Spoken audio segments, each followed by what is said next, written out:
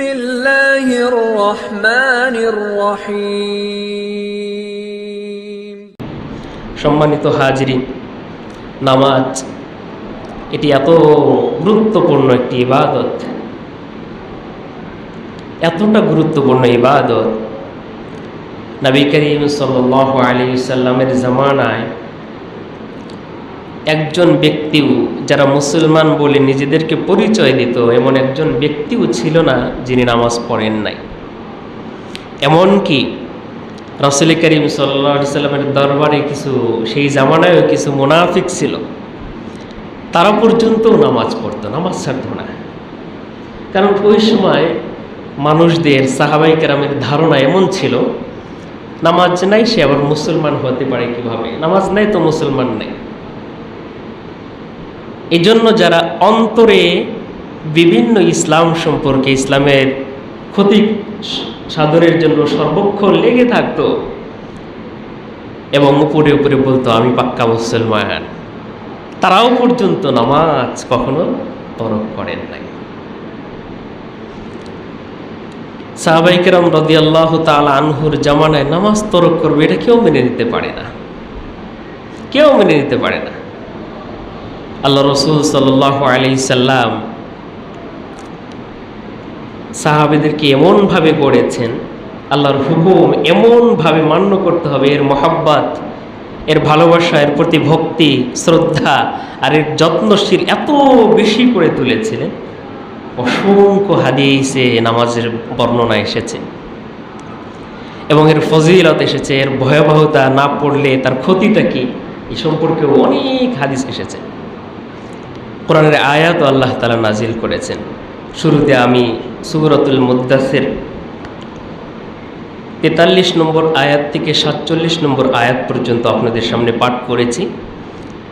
এখানে আল্লাহ রাব্বুল আলামিন যারা নামাজ পড়বে না তাদের কিছু বর্ণনা আল্লাহ তাআলা করেছেন।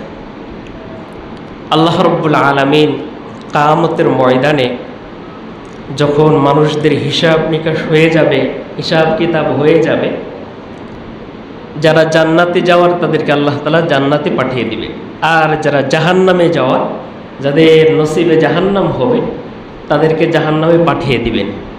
এই সময় দুই দলের মাঝে একটু কথোপকথন হবে। সেই কি কথোপকথন হবে সেগুলো আল্লাহ রাব্বুল আলামিন কোরআনুল কারীমে উল্লেখ করেছেন। জান্নাতবাসীরা জাহান্নামীদেরকে বলবেন, মা সালাকাকুম ফি সাকর। জাহান্নামীদেরকে বলবে, দুনিয়াতে তো তোমরাও তো মুসলমান ছিলে, দুনিয়াতে তোমরাও মানুষকে মুসলমান বলে পরিচয় দিতে, কিন্তু আজকে কোন কারণে, কি কারণে, কোন জিনিস তোমাদেরকে জাহান্নামে নিয়ে যাচ্ছে? তখন তারা বলবে, ক্বালু লাম নাকু মিনাল মুসাল্লিন, আমরা তো দুনিয়ার মধ্যে নামাজ পড়ি নাই। তারা বলবে আমরা নামাজ পড়ি নাই। এবং কয়েকটি তাদের বৈশিষ্ট্য এখানে বলছে, ওয়ালাম নাকু নুতঈমুল মিসকিন। দ্বিতীয় তাদের যেটি বৈশিষ্ট্য থাকবে সেটি হলো, আমরা অসহায় দারিদ্র মানুষদেরকে খাবার খাওয়াইনি। আমাদের অর্থ ছিল, সম্পদ ছিল এবং সমর্থও ছিল, আল্লাহ রাব্বুল আলামিন এগুলো দান করা সত্ত্বেও আমার পাশে আমার পড়শি না খেয়ে থেকেছে, তারা ভালো কিছু খেতেও পারে নাই, আর আমরা অনেক ভালো ভালো খাবার খেয়েছি, এদেরকে খাবার খাওয়াইনি। এরপরে বলেন, ওয়াকুন্না নাখুদু মাআল খাইদিন। যারা ইসলাম সম্পর্কে সমালোচনা করে, এই সমালোচকদের সাথে সর্বক্ষণ সমালোচনায় লিপ্ত ছিলাম আমরা। ওয়াকুন্না নুকাযযিবু বিয়াউমিদ্দিন, এবং আমরা দুনিয়ার মধ্যে কিয়ামত হবে এই বিষয়টি আমরা বিশ্বাস করিনি। আল্লাহ রাব্বুল আলামিন কোরআনে বারবার কিয়ামত অচিরেই আসছে, হবে, এগুলো আয়াত আসছে। ইন্নাস সাআতা আতিয়া, বারবার কোরআনে কারিমে এসছে। এই আয়াতগুলো আমরা বিশ্বাস করিনি। এমনটি করতে করতে এমন অবস্থা হয়েছে, হাত্তা আতানাল ইয়াকিন, আমাদের মৃত্যু চলে এসেছে। আল্লাহ রাব্বুল আলামিন এই জন্য আমাদেরকে জাহান্নাম দিয়েছে। এখানে প্রথম যে আলোচনাটি হয়েছে, জিজ্ঞেস করা হয়েছে, কেন তোমরা জাহান্নামে আজকে চলে যাচ্ছ? দুনিয়াতে তো মুসলমান বলে, পাক্কা মুসলমান বলেছ, এত কিছু বলেছে। আমরা যদি 2বার হজ করতে পারি, 3বার ভালো একটু কাজ ভালো একটু করতে পারি, এর গুণগান কতবার গাই। আমরা অমুকবার হজ করেছি, একটি ঘটনা, আমরা অনেকে তো এমন আছে 3-4বার হজ করি, এটা কিভাবে মানুষের কাছে প্রকাশ করব।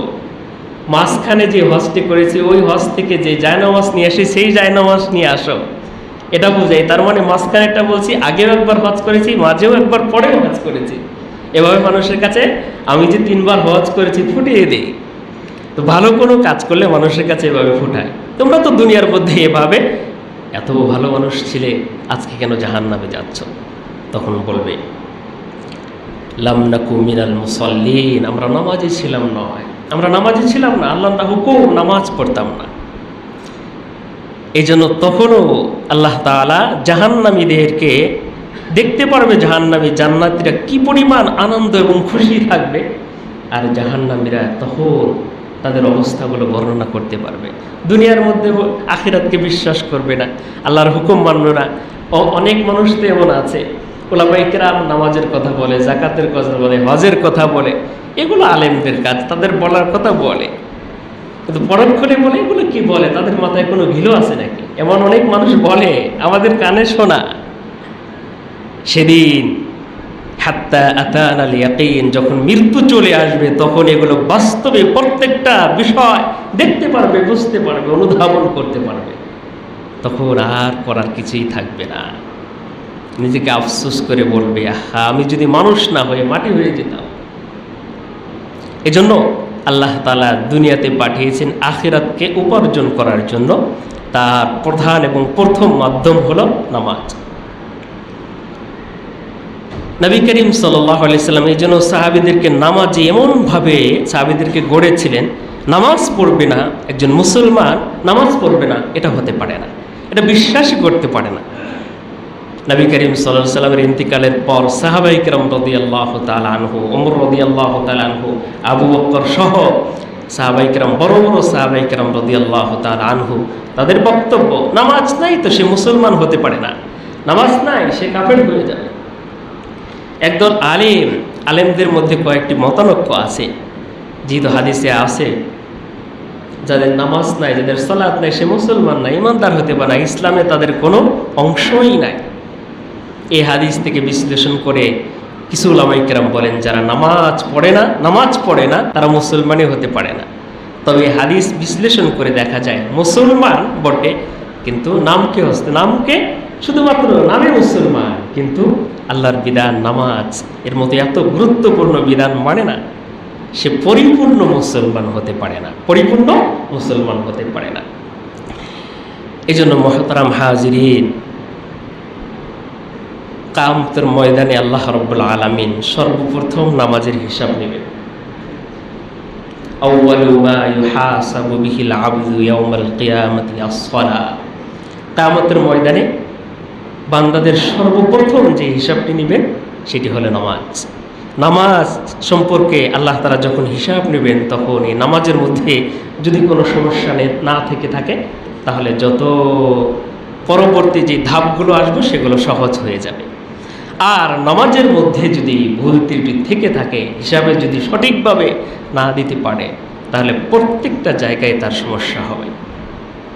এই জন্য নামাজ অত্যন্ত গুরুত্বপূর্ণ। আমরা গত জুমায় শুনেছি, শুধু নামাজ বলে কোরআন এবং হাদিস থেকে দুনিয়ার মধ্যেও আমি শারীরিকভাবে অসংখ্য উপকার নামাজের মধ্যে আল্লাহ তাআলা রেখেছেন। বর্তমান গবেষকরা কত গবেষণা করে দেখছেন, নামাজের রুকু, সিজদা, দাঁড়িয়ে থাকা, এই সবগুলোকে গবেষণা করে দেখে মানব জাতির শারীরিকভাবে প্রত্যেকটা আরকানের মধ্যে আল্লাহ তাআলা উপকার রেখেছেন। আল্লাহ রাব্বুল আলামিন বান্দাদেরকে সৃষ্টি করার পর এই নামাজের বিধান আল্লাহ তাআলা নিজেই দিয়েছেন। এই নামাজ যারা হেফাজত করবে, 5 ওয়াক্ত নামাজ, তাদের সম্পর্কে রাসূল কারীম সাল্লাল্লাহু আলাইহি ওয়াসাল্লাম বলেন, মান হাফাজা আলাস সালাওয়াত, যারা নামাজকে আল্লাহ তাআলা যারা নামাজকে হেফাজত করবেন, আকরামাল্লাহু, আল্লাহ রাব্বুল আলামিন তাদেরকে সম্মানিত করবেন, বিখামসি খিসাল, 5টি বিষয়ে তাদেরকে সম্মানিত করবেন। নম্বর 1, ইয়ারফাউ আনহু দিকাল আইশ। 1 নম্বর হলো যেটার জন্য মানুষ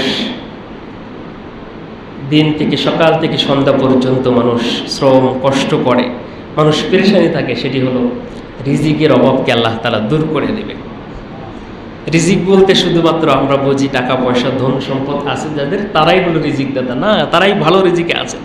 রিজিকের অনেকগুলো পার্ট আছে, অনেকগুলো শাখা প্রশাখা আছে। ধন সম্পদ এটাও একটা রিজিকের অংশ মাত্র। সুস্থ রাখা এটাও একটা, সুস্থ থাকা এটাও রিজিকের একটা অংশ। আমার অনেক ধন সম্পদ টাকা পয়সাও আছে, সুস্থও আছি, কিন্তু কেউ আমাকে, আমার থেকে কারো মিচিং হয় না, কেউ আমাকে দেখতে পায় না, আমার আচরণে, আমার কথাবার্তায় কেউ আমাকে ভালো মনে করে না, এটাও একটা রিজিকের শাখা। আমার টাকা পয়সা সম্পদ সুখ্যাতি সব আছে বাহিরে, কিন্তু পরিবারের সদস্যগুলো আমাকে দু চক্ষে দেখতে পায় না, আমার স্ত্রী আমাকে দেখতে পায় না, সন্তান আমার অবাধ্য হয়ে যায়, এটাও রিজিকের একটা অংশ। এভাবে রিজিকের অনেকগুলো শাখা প্রশাখা আছে। তো যারা যথাযথভাবে নামাজের হেফাজত করবে, নামাজের প্রতি গুরুত্বশীল হবে, দায়িত্বশীল হবে, তাদেরকে আল্লাহ তাআলা প্রথমে এই রিজিকের অভাবটাকে আল্লাহ তাআলা দূর করে দেবে। সুবহানাল্লাহ। দ্বিতীয় নম্বরে রাসূল করিম সাল্লাল্লাহু আলাইহি সাল্লাম বলেন, ওয়া আযাবাল কবরি, কবরের শাস্তিকে আল্লাহ তাআলা দূর করে দিবেন। সুবহানাল্লাহ। মৃত্যুর পর প্রথম ঘাঁটি হলো কবর, মৃত্যুর পর প্রথম ঘাঁটি কবর। এই কবরে যাদের শাস্তি হবে, কবরে যারা আল্লাহর পক্ষ থেকে শাস্তি প্রাপ্ত হবে, প্রত্যেকটা ঘাঁটিতে তারা শাস্তিযোগ্য হয়ে যাবে। কবর এমন অবস্থা হবে, যারা অপরাধী হবে, যাদেরকে আল্লাহ তাআলা পছন্দ করবে না, তাদের কবরটা এত সংকীর্ণ হয়ে যাবে, এত সংকীর্ণ হয়ে যাবে, এক পাশের মাটিগুলো এমনভাবে চাপ দিবে, এমনভাবে চাপ দিবে, দুই হাতের আঙ্গুলে যেমন দুই পাশের হাড়গুলো এভাবে এক পাশের হাড় অপর পাশে লেগে যাবে, এক পাশের পাঁজরের হাড় অপর পাশের পাঁজরের হাড় লেগে যাবে, আবার ছেড়ে দেবে, আবার এভাবে চাপ দিতে থাকবে। এত সংকীর্ণ হবে যারা বেনামাজি থাকবে তাদের। শুধু তাই নয়, যারা নামাজ পড়ে না এদের শাস্তি 15 প্রকার শাস্তি হবে। তার মধ্যে প্রথম হলো কবরের শাস্তিটার কথা হলো, কবরে আল্লাহ রাব্বুল আলামিন 3 ধরনের শাস্তি দেন। কবরের শাস্তিটা হবে 3 ধরনের, এত সংকীর্ণ হবে, এক পাশের হাড় অপর পাশের হাড়ের মধ্যে লেগে যাবে, ঢুকে যাবে। এরপর কবরের মধ্যে আল্লাহ তাআলা বিষাক্ত, এত বিষাক্ত সাপ নিয়োজিত করে রাখবে, যেই সাপের একটি মাত্র নিঃশ্বাস যদি দুনিয়ার বুকে ছাড়া হয়, কোনো দিনের জন্য কিয়ামতে এই গাছপালা আমরা যত কিছু দেখি এগুলো কখনো আর উদ্ভিদ হবে না, কখনো এগুলো উঠবে না। এমন বিষাক্ত সাপকে আল্লাহ তাআলা নিয়োজিত করে রাখবে। এবং হাদিসে পাওয়া যায়, এই সাপ যখন একবার দংশন করবে 70 হাত মাটির নিচে চলে যাবে, সে কতটা ভয়ানক হবে, কতটা কষ্টের হয়ে যাবে। আবার সেই মাটি থেকে তাকে ওঠানো হবে, আবার যে ফজরের নামাজ পড়বে না তাকে জোহর পর্যন্ত এইভাবে দেয় সাপ তাকে দংশন করতেই থাকবে, জোহর পড়বে না আসর পর্যন্ত, আসর থেকে মাগরিব এশা, এভাবে 5 ওয়াক্ত নামাজের জন্য এই সাপ দংশন করতেই থাকবে। এত ভয়াবহ হবে কবর। এরপর দ্বিতীয়ত সাপ নিয়োজিত করবে আল্লাহ রাব্বুল আলামিন কবরে। 3 নম্বরে হচ্ছে এমনভাবে আল্লাহ তার কবরের মধ্যে আগুন প্রজ্বলিত করবে, যে আগুন দুনিয়ার মধ্যে যদি একবার সামান্যতম আসতো, সব দুনিয়াতে যা কিছু দেখি এগুলো পুরে ছারখার হয়ে যেত, এমন আগুন কবরে প্রজ্বলিত করা হবে। এ কবরের শাস্তি হলো 3টি। যারা নামাজ পড়বে না তাদের কবরের শাস্তি 3টি। এরপর যারা নামাজ পড়বে না তাদের আরেক ধরনের শাস্তি হলো 5 প্রকার শাস্তি আল্লাহ তাআলা দুনিয়াতে দিবেন। 5 প্রকার শাস্তি দুনিয়াতে দিবেন। 1 নম্বর, 5 প্রকারের মধ্যে হলো 1 নম্বর হলো তাদের জীবন থেকে আল্লাহ তাআলা বরকত উঠিয়ে নেবে, যেটা আমরা প্রথমে বলতেছিলাম, বরকত উঠিয়ে নেবে। এই বরকতের শাখা প্রশাখা আমরা আলোচনা করতেছিলাম, রিজিকের শাখা প্রশাখা আলোচনা করছিলাম। এবং তাদের চেহারা থেকে আল্লাহ তাআলা নূর উঠিয়ে নেবে। দেখতে অনেক সুন্দর, চেহারা অনেক ফর্সা, কিন্তু তার যে নমনীয়তা, নূর যেটা, সেটা থাকবে না। আর কালো মানুষটার চেহারা কালো, তার রংটা কালো হতে পারে, কিন্তু যিনি নামাজ আল্লাহ তাআলার হুকুম যথাযথভাবে পড়ে তার চেহারার মধ্যে আল্লাহ তাআলা এমন একটি নূর দিয়ে থাকেন, এটা যারা হক্কানি আল্লাহ রাব্বুল আলামিনের প্রিয় বান্দা তারাই বুঝতে পারে এবং কিয়ামতের ময়দানে বুঝতে পারবে এর চেহারাগুলো কি নুরানিতে ছিল। তাহলে এক নম্বর হলো তার বরকত, দুনিয়ার মধ্যে আল্লাহ তাআলা তার বরকত উঠিয়ে নেবেন। 2 নম্বর হলো তার চেহারা থেকে নূর উঠিয়ে নেবেন।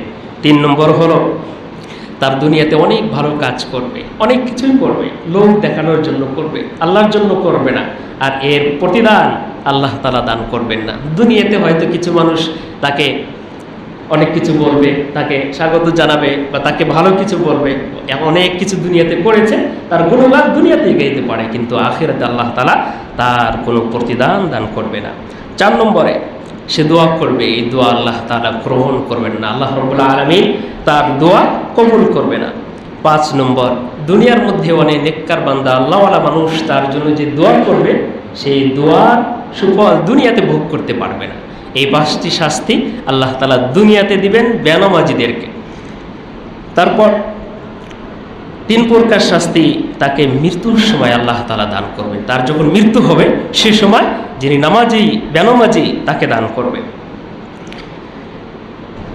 এমন ভয়ানক শাস্তি আল্লাহ তাআলা দান করবেন, তার মৃত্যুটা হবে লাঞ্ছনাদায়ক মৃত্যু হবে, সম্মানজনক মৃত্যু হবে না। আমরা কিছুদিন আগে দেখেছি বাংলাদেশের বেশ কয়েকজন প্রখ্যাত আলেম ছিলেন, তারা মৃত্যুবরণ করেছে, লক্ষ লক্ষ মানুষ তাদের জানাজা অংশগ্রহণ করেছে। এমনও দেখেছি কত বাধা হয়েছে, অমুক জায়গায় জানাজা দেওয়া যাবে না, দিতে চেয়েছে অমুক জায়গায়, সেই জায়গায় দেওয়া যাবে না, আরেক জায়গায় অনুমতি দিয়েছে, সেই জায়গায় তো ভর্তি হয়েছে, আশপাশের রাস্তাঘাট সব বন্ধ হয়েছে। এমনও দেখেছি আমরা।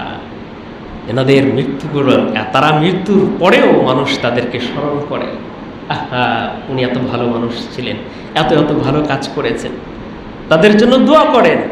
আর তারা মৃত্যুবরণ করলে মানুষ শোক পালন করে, কষ্ট পায়।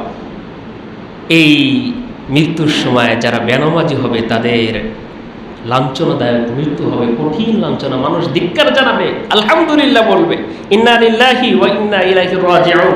এই দোয়া পড়ার পরিবর্তে যখন বলবে অমুকে মারা গেছে, আলহামদুলিল্লাহ বাঁচলাম, তার এত অপকর্ম থেকে, তার এত অত্যাচার থেকে, জুলুম থেকে বেঁচে গেলাম আমরা, মানুষ তখন খুশি হবে। এই লাঞ্ছনাদায়ক মৃত্যু হবে বেনামাজির জন্য।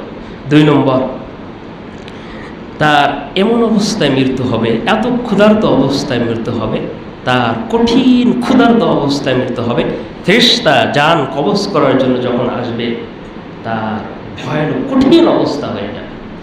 3 নম্বর হবে তার এতটা পিপাসার্ত অবস্থায় মৃত্যুবরণ করবে, দুনিয়ার সাগর পরিমাণ পানিও যদি তাকে পান করা হয় তাও কখনো তার পিপাসা মিটে যাবে না, এত পিপাসিত অবস্থায় মৃত্যুবরণ করবে যারা বেনামাজি। মৃত্যুর সময় 3 ধরনের শাস্তি বেনামাজিদেরকে আল্লাহ তাআলা দান করবেন। 1 নম্বর হলো লাঞ্ছিত অবস্থায় তার মৃত্যু হবে। 2 নম্বর ক্ষুধার্ত অবস্থায় তার মৃত্যু হবে। 3 নম্বর তার পিপাসাহিত অবস্থায় মৃত্যু হবে। এরপর কবরের শাস্তিগুলো আমরা শুনেছি। এই মোট হলো 14টি শাস্তির কথা হাদিসে পাওয়া যায়। আরেকটি শাস্তি বর্ণনাকারী এই হাদিসের মধ্যে ভুলে গিয়েছে, সেটি কি শাস্তি আল্লাহ রাব্বুল আলামিন ভালো জানেন, যেটা হাদিসে পাওয়া যায়নি। এই 15 ধরনের শাস্তি বেনামাজিদেরকে আল্লাহ তাআলা দান করবেন। পক্ষান্তরে যারা নামাজ পড়বে আল্লাহ তাআলা তাদেরকে 5 ধরনের পুরস্কার আল্লাহ তাআলা দান করবেন। 1 নম্বর, আল্লাহ তাআলা তার রিজিকের মধ্যে বরকত দান করবেন। 1 নম্বর যেটা আমরা বলতেছিলাম শুরুতে। 2 নম্বর, ওয়া আযাবাল কবরি, কবরের শাস্তিকে আল্লাহ তাআলা তার জন্য মাফ করে দিবেন। 3 নম্বর, ওয়া ইউতিহুল্লাহু কিতাবাহু বিয়ামিন, আল্লাহ রাব্বুল আলামিন তার আমলনামাটা ডান হাতে প্রদান করবেন, তার আমলনামাটা ভালো আমলনামাটা ডান হাতে প্রদান করবেন।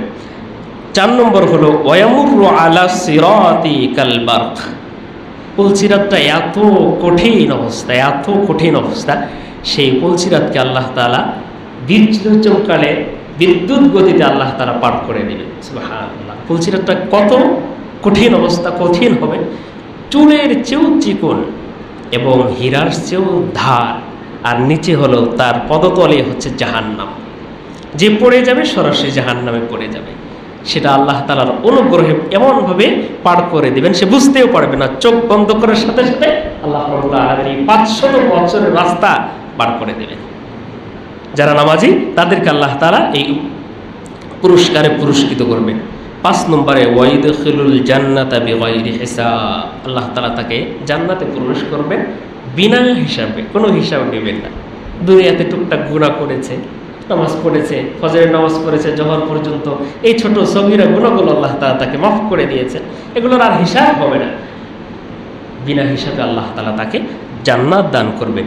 এই 5 প্রকারের পুরস্কার হলো যারা নামাজি তাদেরকে দান করবেন। এর পক্ষান্তরে যারা নামাজ পড়বে না তাদের এত ভয়াবহ 15 ধরনের শাস্তি হাদিসে পাওয়া যায়। আল্লাহ রাব্বুল আলামিন আমাদের সকলকে এই সমস্ত শাস্তি থেকে আমাদেরকে সকলকে হেফাজত করুন এবং নামাজের প্রতি আরও বেশি গুরুত্ব আরোপ করার তৌফিক দান করুন, আমিন। সম্মানিত হাজিরিন, নামাজ শুরুতেই বলতেছিলাম সাহাবায়ে কেরামের জামানায় এমন একটি গুণ ছিল, যারা মুসলমান কলেমা পড়েছে, মুসলমান বলে দাবি করেছে, তারা কখনো নামাজ ছাড়তে পারেন না। এবং এই নামাজটা আপনি পড়ে দেখেন, দিল দিয়ে অন্তর দিয়ে আল্লাহর জন্য মনোযোগ সহকারে একবার পড়ে দেখেন, আপনার ভিতরে যে কি পরিমাণ শান্তি আর প্রশান্তি আল্লাহ তাআলা দান করবেন। এটা যিনি পড়বেন তাকেই দান করেন। আমার চোখে দেখা একজন আলেম, একেবারেই বয়োজ্যেষ্ঠ, তাকে 2 জনের কাঁধে ভর করে হাঁটতে হয়, এমন ব্যক্তি তাহাজ্জুদের নামাজ দাঁড়িয়ে দাঁড়িয়ে ঘন্টার পর ঘন্টা পড়ছে। যেই ব্যক্তিকে উজু করার জন্য যাবে, ওয়াশরুমে যাবে, 2 জন ধরে নিয়ে যেতে হয়, এমন ব্যক্তিও ঘন্টার পর ঘন্টা তাহাজ্জুদের নামাজ পড়ছেন একাই দাঁড়িয়ে দাঁড়িয়ে, কারো কোনো সহযোগিতা নিচ্ছে না। কিভাবে এটা সম্ভব? আল্লাহ রাব্বুল আলামিন এই নামাজের লজ্জাত, নামাজের যে শান্তি, নামাজের যে একটা আল্লাহ রাব্বুল প্রদত্ত যে রহমত তাকে দান করেছেন। রাসূল করিম সাল্লাল্লাহু আলাইহি সাল্লাম নামাজ এমনভাবে নামাজ পড়তেন, হাদিস শরীফে পাওয়া যায়, নামাজ পড়তে দাঁড়িয়ে থাকতে থাকতে পা মোবারক ফুলে যেত, দীর্ঘ সময় দাঁড়িয়ে থাকতেন। আমরা যারা দূরে সফর করি, দূরে জার্নি করি, তখন একভাবে বসে থাকতে হলে যখন আমরা নেমে যাই তখন দেখি পা ফুলে যায়। তো এমন কারো আমার হয়েছে কিনা, থাকতে পারে, আল্লাহ ভালো জানেন। দীর্ঘক্ষণ দাঁড়িয়ে নামাজ পড়েছি, পা ফুলে গেছে, এমন একজন আছে কিনা বর্তমানে? থাকতেও পারে, আল্লাহ রাব্বুল আলামিনের বান্দা দুনিয়াতে থাকতেও পারে। আল্লাহ রাসূল সাল্লাল্লাহু আলাইহি সাল্লাম যার সমস্ত গুনাহ আল্লাহ তাআলা মাফ করে দিয়েছেন, মাসুম বলে আখ্যায়িত করেছেন, এমন মাসুম বান্দা, আল্লাহর প্রিয় বান্দা হওয়া সত্ত্বেও এত অধিক পরিমাণ নামাজ পড়তেন দীর্ঘ সময়। শুধু আমরা তো 5 ওয়াক্ত নামাজের কথা বললাম, এই 5 ওয়াক্ত নামাজ তো আল্লাহ তাআলার হুকুম, রব্বে কারীমের হুকুম। এটা যদি না পড়ি, এর মধ্যে যদি বিন্দু পরিমাণ সামান্যতম কমতি থেকে থাকে, এজন্য আমাকে জবাবদিহিতা করতে হবে। সাথে সাথে আল্লাহ রাব্বুল আলামিনের প্রিয় হতে হলে, আল্লাহ রাব্বুল আলামিনের ঘনিষ্ঠ হতে চাইলে আরও কিছু নামাজ, আরও কিছু মাধ্যম, আল্লাহর প্রিয় হওয়ার মূল মাধ্যম হলো নামাজ। সেটা হলো নফল নামাজ পড়তে হবে, নফল নামাজও পড়তে হবে। আল্লাহ রাব্বুল আলামিন দুনিয়ার মধ্যে আমরা যারা চাকরি করি বা যে কোনো কাজ করি, একটি সময় আমরা বেঁধে দেয় এত ঘন্টা কাজ করতে হবে। এই কাজ যদি এত ঘন্টা, 8 ঘন্টা, 7 ঘন্টা, 10 ঘন্টা ডিউটির মধ্যে যদি আমার একটু কমতি থাকে, তাহলে আমাকে জবাবদিহিতা করতে হয়। আর এই মালিককে যদি আমি খুশি করতে চাই, তাহলে আধা ঘন্টা, 1 ঘন্টা বেশি ডিউটি করলে মালিক খুশি হয়ে যায়। রব্বে কারীম 5 ওয়াক্ত নামাজ আমাদের জন্য ফরজ করে দিয়েছেন, অবধারিত করে দিয়েছেন। এই নামাজের মধ্যে সামান্যতম যদি ত্রুটি থাকে, সেটার জন্য আল্লাহ তাআলা হিসাব নেবেন।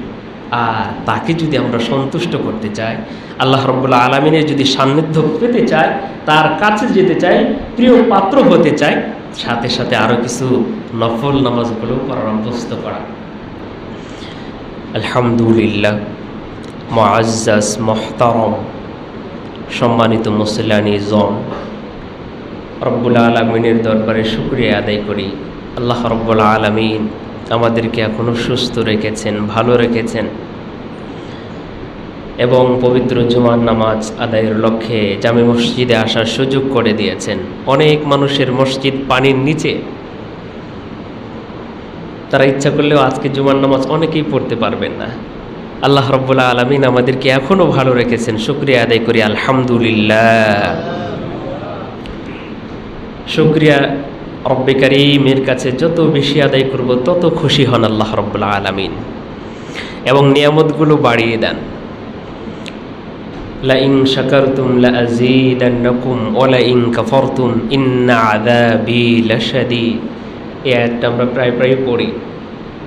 রব্বে কারিমের শুকরিয়া বেশি বেশি আদায় করতে আল্লাহ রব্বুল আলামিন বলেছেন, এবং যত শুকরিয়া আদায় করব রব্বে কারিম পছন্দ করেন তত বেশি, এবং নিয়ামত বাড়িয়ে দেন। সুবহানাল্লাহ। পক্ষান্তরে শুকরিয়া আল্লাহ রব্বুল আলামিনের নিয়ামত পেয়েছি, ভোগ করেছি, কিন্তু শুকরিয়া আদায় না করলে আল্লাহ রব্বুল আলামিন রাগ তো করেন কঠিন আযাবের কথাও উল্লেখ করেছেন। এজন্য শুকরিয়া আদায় করা, সর্বহালতে আল্লাহ রব্বুল আলামিনের কৃতজ্ঞতা জ্ঞাপন করা। রব্বে কারিম তৌফিক দান করুন, আমিন। সম্মানিত হাজিরিন, আমরা সালাত সম্পর্কে, নামাজ সম্পর্কে আমরা আলোচনা শুনতেছিলাম। দীর্ঘ প্রায় 4টি জুমা আমরা আলোচনা শুনেছি। গত জুমায় আমরা নামাজের শর্ত, ফরজ নিয়ে আলোচনা করেছি। আজকে আমরা নামাজের ভিতরে 6 ফরজ তথা আরকান নিয়ে আমরা আলোচনা করব। সাথে সাথে বর্তমান প্রেক্ষাপট নিয়েও কিছু আলোচনা। রব্বে কারিম ইখলাসের সাথে এবং আল্লাহ রব্বুল আলামিন যে কথাগুলো পছন্দ করেন সেগুলো বলার তৌফিক দান করুন, আমিন। আমাদের সকলকে ইখলাসের সাথে দিলের কানে আমলের নিয়তে শ্রবণ করার তৌফিক দান করুন, আমিন। এই লক্ষ্যে আমি সূরাতুল হজ এর 77 নম্বর আয়াত পাঠ করেছি ও কয়েকটি আয়াত পাঠ করেছি। তার মধ্যে মৌলিক যেটি উদ্দেশ্য সেটি হলো 77 নম্বর আয়াত।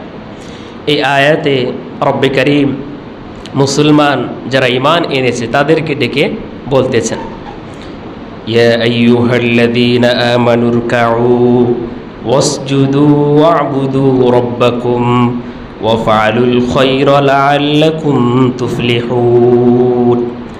রব্বুল আলামিন বলছেন, হে ঈমানদারগণ, যারা ঈমান এনেছে তারা রুকু করো, সাজদা করো এবং তোমাদের রবের ইবাদত করো, ভালো কাজ করো, তাহলে তোমরা আল্লাহর অনুগ্রহ রহমত পেয়ে যাবে। এই আয়াতে আল্লাহ রাব্বুল আলামিন সরল তর্জমা। আমরা গত জুমায় শুনেছি নামাজের 13টি ফরজ রয়েছে। যে কোনো নামাজ হতে পারে, চাই সেটা ফরজ নামাজ হোক অথবা ওয়াজিব নামাজ হোক অথবা সুন্নত নামাজ হোক অথবা নফল নামাজ হোক, যে কোনো নামাজ হোক না কেন 13টি ফরজ রয়েছে নামাজের মধ্যে। তার মধ্যে থেকে 7টি ফরজ হলো নামাজ শুরু করার আগে, নামাজের বাহিরে। সেই 7টি ফরজ নিয়ে আমরা গত জুমায় আলোচনা শুনেছি। আবারও সংক্ষিপ্ত আকারে সেটা একটু আলোচনা করি, শুধু ভূমিকা স্বরূপ। সেই 7টি ফরজ ছিল, 1 নম্বরে হলো পবিত্রতা অবলম্বন করা, তথা শরীর পবিত্র থাকতে হবে। যেই পোশাক পরিধান করে আমরা নামাজ পড়ব সেই পোশাক পবিত্র থাকতে হবে। 3 নম্বরে থাকতে হবে যে জায়গায়, যে স্থানে নামাজ পড়ব সেই স্থানটাও পবিত্র থাকতে হবে। 4 নম্বরে সতর ঢাকা থাকতে হবে। 5 নম্বরে কিবলার দিকে থাকতে হবে, হয়ে নামাজ পড়তে হবে। 6 নম্বরে অক্তমতো নামাজ পড়তে হবে। 7 নম্বরে নিয়ত করতে হবে, নামাজের নিয়তটা থাকতে হবে। নিয়ত থাকা আমরা শুনেছি বুখারী শরীফ সহ অনেকগুলো হাদিস গ্রন্থের প্রথম যে হাদিসটি এসেছে সেটাই হলো, আমরা সকলেই অনেকেই জানি, ইন্নামাল আমালু বিন্নিয়াত। প্রত্যেকটা মানুষের কাজ তার নিয়তের উপর নির্ভরশীল। কি নিয়তে কাজটা করছি সেটা আল্লাহ দেখেন। রব্বে কারিম বাহ্যিক চাকচিক্য, বাহ্যিকভাবে কি করছেন সেগুলো দেখেন না, দেখেন তার কলবে কি আছে, মনে কি ইরাদা করেছে, কি ইচ্ছা করেছে, সে অনুযায়ী সে অনুপাতেই এর প্রতিদান আল্লাহ তাআলা দিয়ে থাকেন। এজন্য তো ইন্নামাল আমালু বিন্নিয়াত। কঠিন রাসূল করিম সাল্লাল্লাহু আলাইহি সাল্লামের দরবারে ওই সময় যখন মক্কা থেকে মদিনায় হিজরত করে গিয়েছেন সাহাবীরা, সেই জামানাটা কত কঠিন জামানা ছিল, কত কঠিন দুর্দিনের সময় ছিল। সেই সময়ও এক সাহাবী রাসূল করিম সাল্লাল্লাহু আলাইহি সাল্লামের দরবারে এসে বলেন, ইয়া রাসূলুল্লাহ, আমি হিজরত করেছি, একটা উদ্দেশ্য বলেছে, সেটা আমার আলোচ্য বিষয় না, যাই হোক বলছি না। এই উদ্দেশ্যে আমি হিজরত করেছি। তখন আল্লাহ রাসূল সাল্লাল্লাহু আলাইহি ওয়াসাল্লাম এই হাদিসটা বর্ণনা করে, তুমি যে কাজের জন্য কাজ করবে, যে নিয়তে, সেই নিয়ত অনুযায়ী তুমি সওয়াব পাবে। তুমি যদি আল্লাহর জন্য, আল্লাহ রাসূলের জন্য হিজরত করে থাকো, দ্বীনের জন্য হিজরত করে থাকো, তাহলে আল্লাহ রাব্বুল আলামিন এর প্রতিদান দান করবেন। এমনিভাবে প্রত্যেকটা কাজ, নামাজ পড়ছি, আমি যদি আল্লাহর জন্য করে থাকি এর প্রতিদান মহান রব আমাদেরকে দান করব। দান করছি, এটাও আল্লাহ রাব্বুল আলামিন আমার দিলটা দেখবে, আমি নেতা হওয়ার জন্য, আমাকে মানুষ বাহ বাহ বলবে এই জন্য, নাকি মানুষের উপকার করার জন্য, আল্লাহকে সন্তুষ্ট করার জন্য করছি, এটা দেখবেন আল্লাহ রাব্বুল আলামিন। এই জন্য প্রথমেই বিশুদ্ধভাবে নামাজটা, আগে যে কোনো ইবাদত করব প্রথমে আগে নিয়তকে বিশুদ্ধ করে নেওয়া যায়। এই জন্য কুরবানি সহ বড় বড় গুরুত্বপূর্ণ যখন ইবাদতগুলো দেখি, এগুলোর শুদ্ধ হওয়ার জন্য শর্তই হলো ইবাদত।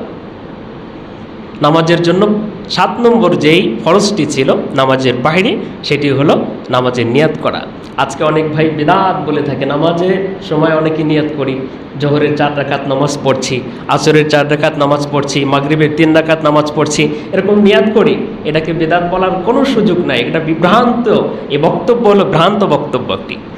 এজন্য তবে হ্যাঁ, এটাও খেয়াল রাখতে হবে, অনেক সময় ইমাম সাহেব নামাজ রুকুতে চলে গিয়েছে, আমি সিজদা করতে করতে রুকু শেষ হয়ে যাচ্ছে, আমি ইমাম সাহেব রুকু চালিয়ে যাচ্ছেন আর আমি নিয়ত করতে করতে ওটা রুকুই চলে যাচ্ছে, মানে এই রাকাতটাই চলে যাচ্ছে, সেদিকে খেয়াল রাখা। সংক্ষিপ্ত মনে যে একটা ইরাদা করি, ইচ্ছা করি, এটাই হলো ফরজিয়াত। নিয়াতের ফরজ পরিমাণ এটাই, মনে মনে আমি একটা ভাবছি নামাজ পড়ব, জোহরের 4 রাকাত নামাজ পড়ব, এটাই হলো ফরজ। এরপর আমরা নামাজের ভিতরে যে 6 ফরজ, সেগুলো নিয়ে আমরা আজকে আলোচনা করব। নিয়ত সম্পর্কে একটু আলোচনা করলাম, গত জুমায় এটা আলোচনা করার সুযোগ পাইনি, এই জন্য একটু আলোচনা করলাম। নামাজের ভিতরে এমনিভাবে 6টি ফরজ রয়েছে। এই ফরজকে নামাজের আরকান বা রুকন ও ভিত্তিও বলা হয়ে থাকে। এগুলোর মধ্যে হলো প্রথম যেটি, সেটি হলো তাকবীরে তাহরিমা বলা। নামাজের শুরুতে আমরা নামাজ যখন আরম্ভ করি তখন আল্লাহু আকবার বলে হাত উঠিয়ে যে আল্লাহু আকবার বলি, এটাকে বলে তাকবীরে তাহরিমা। এর অর্থ হলো সাধারণভাবে নামাজের বাহিরে অনেক বৈধ কাজ আছে, অনেক ভালো কাজ আছে, যেই কাজগুলো আল্লাহু আকবার বলার পরে আর বৈধ হবে না নামাজের মধ্যে। হাঁটাহাঁটি করা, কথা বলা, খাওয়া, পান করা বা এদিকে দিক তাকানো, এগুলো অর্থাৎ নামাজ বহির্ভূত যে কাজগুলো, সেগুলো নিষিদ্ধ করে, হারাম করে দেয় তাকবীরে তাহরিমার মাধ্যমে।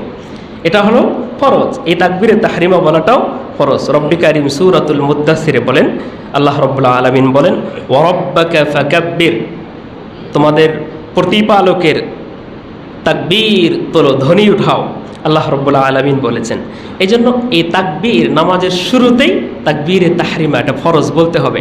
অনেক সময় এমন হয় নামাজ চলে যাচ্ছে, দৌড়িয়ে এসে জামাতে অংশগ্রহণ করি, আল্লাহু আকবার বলারও সুযোগ হয় না, দাঁড়িয়েও হাতও অনেকে উঠায় না, এমন হয়, তাহলে নামাজই হবে না। তাকবীর বলাটা ফরজ, অবশ্যই তাকবীর বলতে হবে। আল্লাহু আকবার এই শব্দটুকু অবশ্যই বলতে হবে। এরপর দ্বিতীয় যে ফরজ, সেটি হলো কিয়াম করা তথা দাঁড়ানো।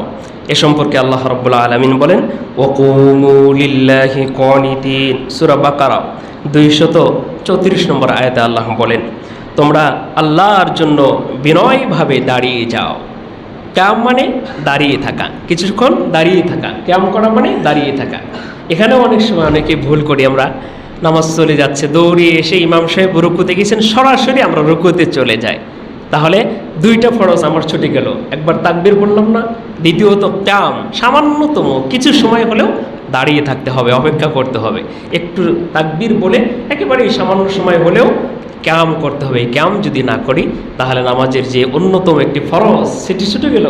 নামাজের আরকান, ভিত্তির মধ্যে থেকে একটি ভিত্তি চলে গেল, নামাজ বিশুদ্ধ হবে না, নামাজ হবেই না। এটা খুবই খেয়াল করা। রব্বি কারীম আমাদেরকে তৌফিক দান করুন। এরপর তৃতীয় যে বিষয়টি, সেটি হলো কিরাত পাঠ করা, নামাজের মধ্যে কিরাত পড়া। রব্বি কারীম সূরা মুজাম্মিলের 20 নম্বর আয়াতে আল্লাহ বলেন, ফাকরাউ মা তায়াসসারা মিনাল কুরআন, কোরআন থেকে তোমাদের যতটুকু সহজ ততটুকু তোমরা পাঠ করো। এই জন্য নামাজের মধ্যে দাঁড়িয়ে এটা যখন আমরা একা একা পড়ব অথবা জামাতে পড়লে কিরাত পাঠের দায়িত্ব হলো ইমাম সাহেবের, আর যারা আমরা মুসল্লি রয়েছি তারা শ্রবণ করব, চুপ থাকা। কোরআনের অন্য জায়গায় আল্লাহ রাব্বুল আলামিন বলেন, وَإِذَا قُرِئَ الْقُرْآنُ فَاسْتَمِعُوا لَهُ وَأَنصِتُوا لَعَلَّكُمْ تُرْحَمُونَ। যখন কোরআনে কারীম পাঠ করা হয়, তেলাওয়াত করা হয়, গভীর মনোযোগ সহকারে শ্রবণ করো, শুধু মনোযোগ নয়, ফাস্তামিউ বলেছেন রব্বে কারিম। এখানে আমি অন্য কাজ করছি, আবার শ্রবণও করছি, অন্য কিছু আমার ধ্যান খেয়াল অন্যদিকে আবার শুনতেছি। অফিসে এমন দেখা যায় অনেক কাজের চাপ থাকে, কাজও করি, অন্যজনের কথাও শুনি, এটাও শ্রবণ করা হয়। আর একটা হলো সব কাজ বন্ধ করে ধ্যান দিয়ে মন দিয়ে কি বলছে সেটা শ্রবণ করা, এটা হলো ইস্তামিউ। তথা কোরআনে কারীম যখন পাঠ করা হয় সমস্ত কর্মগুলো বন্ধ করে দিলের কানে শ্রবণ করা। এই জন্য আল্লাহ রাব্বুল আলামিন আদেশ করেছেন ইস্তামিউ, গভীর মনোযোগ সহকারে শ্রবণ করো। এজন্য কোরআনে কারীম যখন তেলাওয়াত করা হয় নামাজের মধ্যে, তখন মনোযোগ সহকারে শ্রবণ করা, চেষ্টা করা। আমার যদি এই সামর্থ্য বা এই যোগ্যতা থাকে, যে অর্থগুলো, যে তেলাওয়াতগুলো করা হয়, যে আয়াতগুলো পাঠ করা হয়, সেগুলোর অর্থগুলো বোঝার চেষ্টা করা। এতটুকু যদি না থাকে, অন্তত কি উচ্চারণ কিভাবে হচ্ছে, বিশুদ্ধ উচ্চারণ হচ্ছে কিনা, আমি করতে পারছি কিনা, ইমাম সাহেব করছেন কিনা, এগুলোও যদি খেয়াল রাখি, তাহলে নামাজের মধ্যে মন বসে যাবে। অনেক সময় আমরা বলি আমাদের মন নামাজে থাকে না, এই বিষয়গুলো যদি খেয়াল রাখে, নামাজের মধ্যে খুশু খুজু বেড়ে যাবে। এজন্য তৃতীয় নম্বর যে বিষয় সেটা হলো কিরাত পাঠ করা। কিরাত ফরজ পরিমাণ হলো, ছোট যদি আয়াত হয় 3টি আয়াত পরিমাণ ফরজ নামাজে 3 আয়াত পরিমাণ পাঠ করলে ফরজ কিরাত হয়ে যাবে।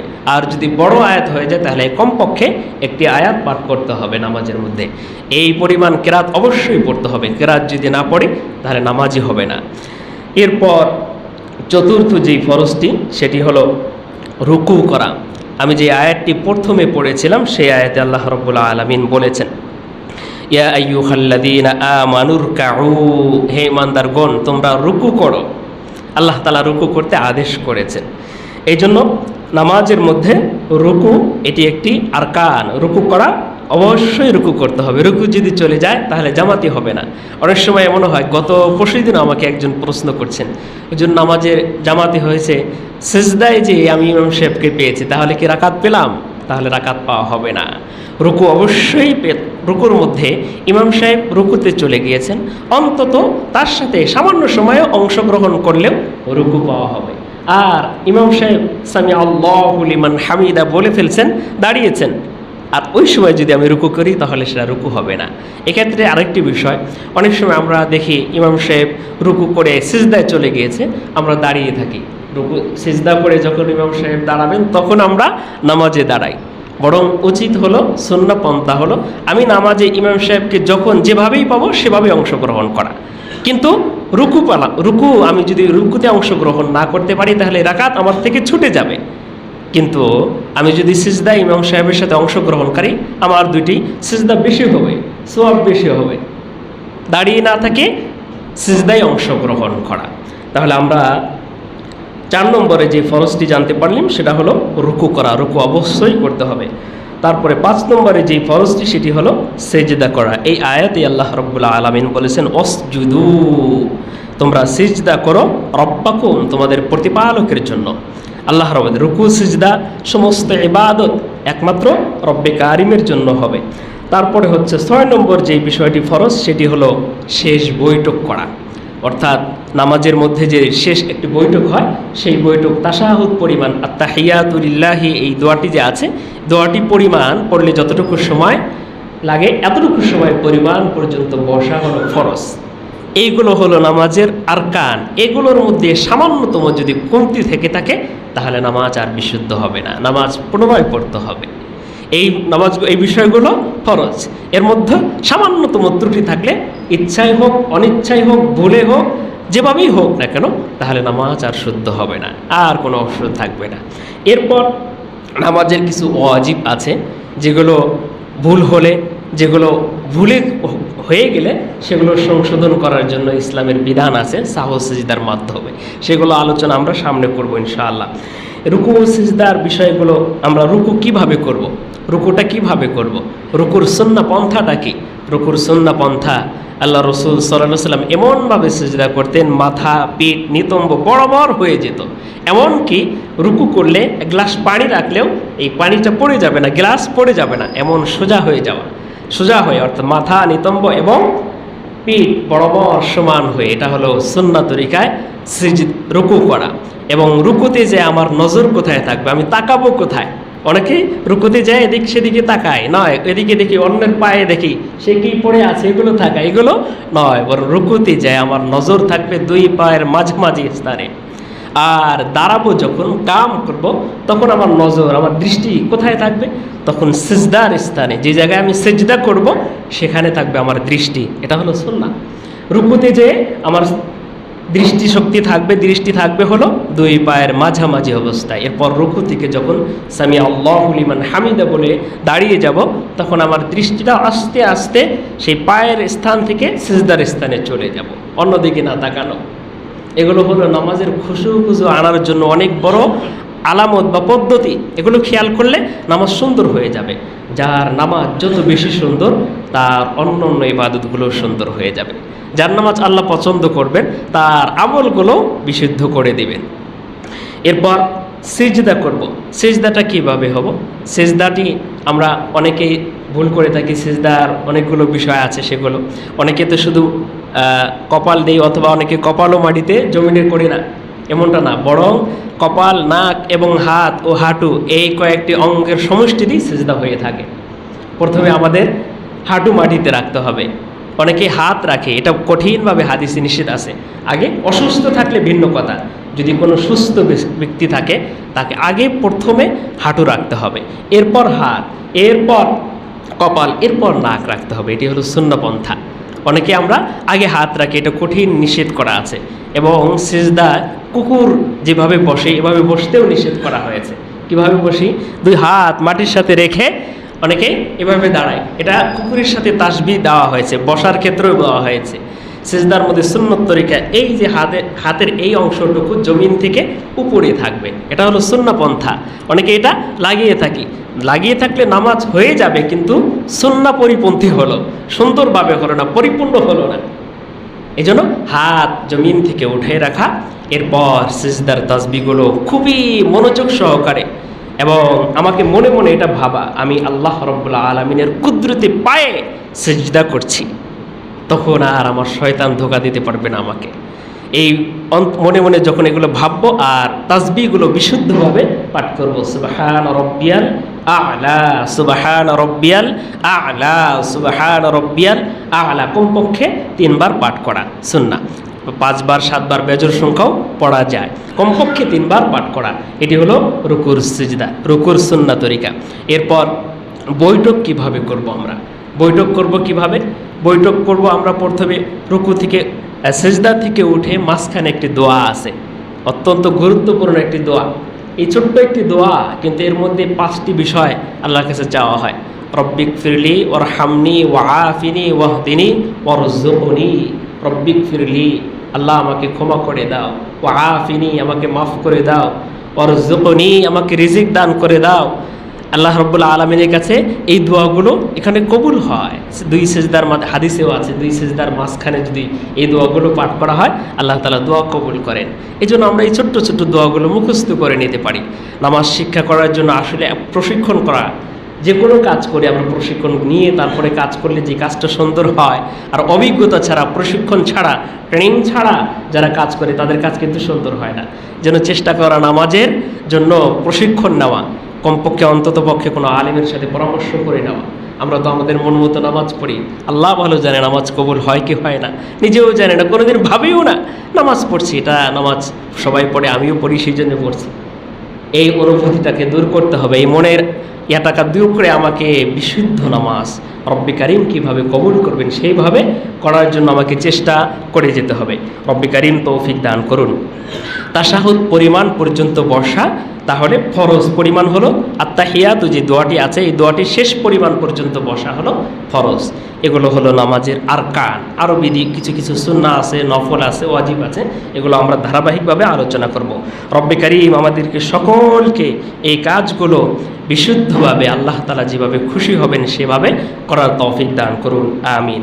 আরেকটি বিষয় গুরুত্বপূর্ণ বর্তমান সময়ে চলছে, আপনারা সকলেই দেখেছেন বাংলাদেশের বিভিন্ন অঞ্চলে বন্যায় প্লাবিত হয়েছে, অনেক মানুষ ক্ষতিগ্রস্ত হচ্ছে, অনেক মানুষ মারা পর্যন্ত যাচ্ছে, ছোট্ট ছোট্ট বাচ্চারা পানিতে ভেসে যাচ্ছে, তাদের অর্থ সম্পদ গরু বাছুর সহ পানিতে ভেসে ভেসে যাচ্ছে, মানুষের খাবারের ব্যবস্থা নাই, কি আহাজারি! নেট খুললেই দেখা যায় কান্না আর কান্না। তাদের রান্না করার কোনো ব্যবস্থা নাই, সব পানির নিচে, অনেকে ছাদে গাছের উপরে বসে আছে। কঠিন অবস্থা আসছে। এগুলো কেন আসে? এ সম্পর্কে আল্লাহ তাআলা বলেন, জহরুল ফাসাদু ফিল বাররি ওয়াল বাহরি বিমা কাসাবাত আইদিন নাস। জমিন এবং স্থলভাগে এগুলো আল্লাহ রাব্বুল আলামিন বিভিন্ন বিপদ দেয়। কাসাবাত আইদিন নাস, মানুষের হাতের উপার্জন। এগুলো হলো মানুষের হাতের উপার্জন। মানুষ যখন অবৈধ কাজ করতে করতে এত পরিমাণ অবৈধ কাজ করে, যেটাকে আর অবৈধই মনে করে না, একটা অনৈতিক কাজ করছে, অথচ সে মনেই করে না এটি গুনাহের কাজ, এটি অবৈধ কাজ, এটি অনৈতিক কাজ, তার এই অনুভূতি আর থাকে না। তখন আল্লাহ রাব্বুল আলামিন বিভিন্ন সময় মানুষকে সতর্ক করার জন্য বিভিন্ন মুসিবত দান করে থাকেন। করোনার মতো কি মহামারী এসেছিল আমাদের কাছে, সেখান থেকে যারা শিক্ষা নিয়ে তারা শিক্ষা গ্রহণ করেছে, শত শত ডাক্তার ভালো হয়েছে, শত শত জিনাকারীরা ভালো হয়েছে, অনেক খারাপ মানুষ ভালো হয়েছে। আর যাদের কপাল পোড়া, এইগুলো দেখা সত্ত্বেও তারা ভালো হবে না। রব্বে কারীম বিভিন্ন আয়াত, বিভিন্ন নিয়ামত, বিভিন্ন আলামত দেখে মানুষকে সতর্ক করেন। আমাদের এই বিপদগুলো আল্লাহ তাআলা দেন মানুষকে সতর্ক করার জন্য। আর এগুলো হলো আমাদের হাতের কামাই। অবৈধ কাজ যখন অশ্লীল কাজ একেবারে ব্যাপক হয়ে যাবে, তখন আল্লাহ রাব্বুল আলামিন বড় বড় মুসিবত দান করবেন।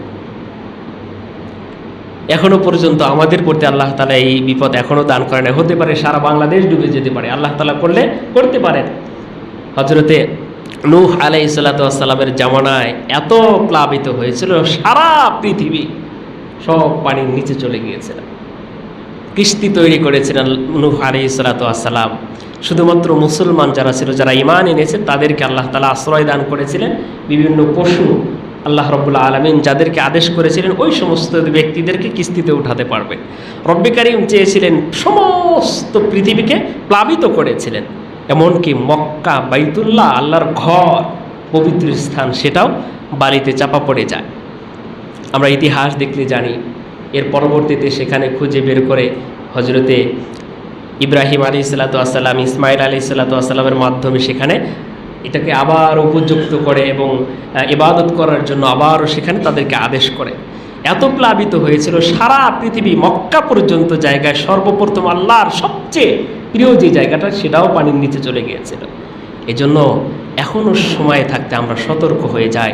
আমরা যদি আমি কি করেছি, আমি কি কোন অনৈতিক কাজের সাথে জড়িত আছি আমি জানি, অন্য কেউ জানে না। আমি আল্লাহ রাব্বুল আলামিনের কাছে সেগুলোকে তওবা করে অনুতপ্ত হয়ে সেগুলো থেকে ফিরে আসা, সতর্ক হয়ে যাওয়া, নামাজের পাবন্দি আরও বেশি বেশি করা। রব্বে কারীম তৌফিক দান করুন। এরপর এই যে বিপদগুলো আমাদের পড়ছে, আমাদের প্রতিবেশীদের সাথে কাছে যা এই বিপদগুলো আসে, আমাদেরও কিছু করণীয় আছে। এ সম্পর্কে রাসূল কারীম সাল্লাল্লাহু আলাইহি সাল্লাম অনেকগুলো কাজ দেখিয়েছেন, করেছেন, নিজেও করেছেন, সাহাবীদেরকেও করার জন্য উদ্বুদ্ধ করেছেন। হিলফুল ফুজুল নামক, আমরা ছোট্ট একটি, সকলেই জানি, ছোট্ট একটি সংগঠন ছিল আল্লাহ রাসূল সাল্লাল্লাহু আলাইহি সাল্লামের। তখনও ইসলাম শুরু হয়নি। রাসূল কারীম কোনো রিওয়ায়াতে পাওয়া যায় আল্লাহ রাসূল সাল্লাল্লাহু আলাইহি সাল্লামের 15 থেকে 20 বছর বয়স হয়েছে। হিলফুল ফুজুল নামক একটি সংগঠন করা হয়েছে। এটাকে আল্লাহ রাসূল সাল্লাল্লাহু আলাইহি সাল্লাম এত সমর্থন করেছেন, কারণ এখানে 3টি লক্ষ্য ছিল সবচেয়ে বড় বড়। 1 নম্বর লক্ষ্য ছিল জনসাধারণের উপকার করা, খেদমত করা, সকলের জন্য সেবা করা।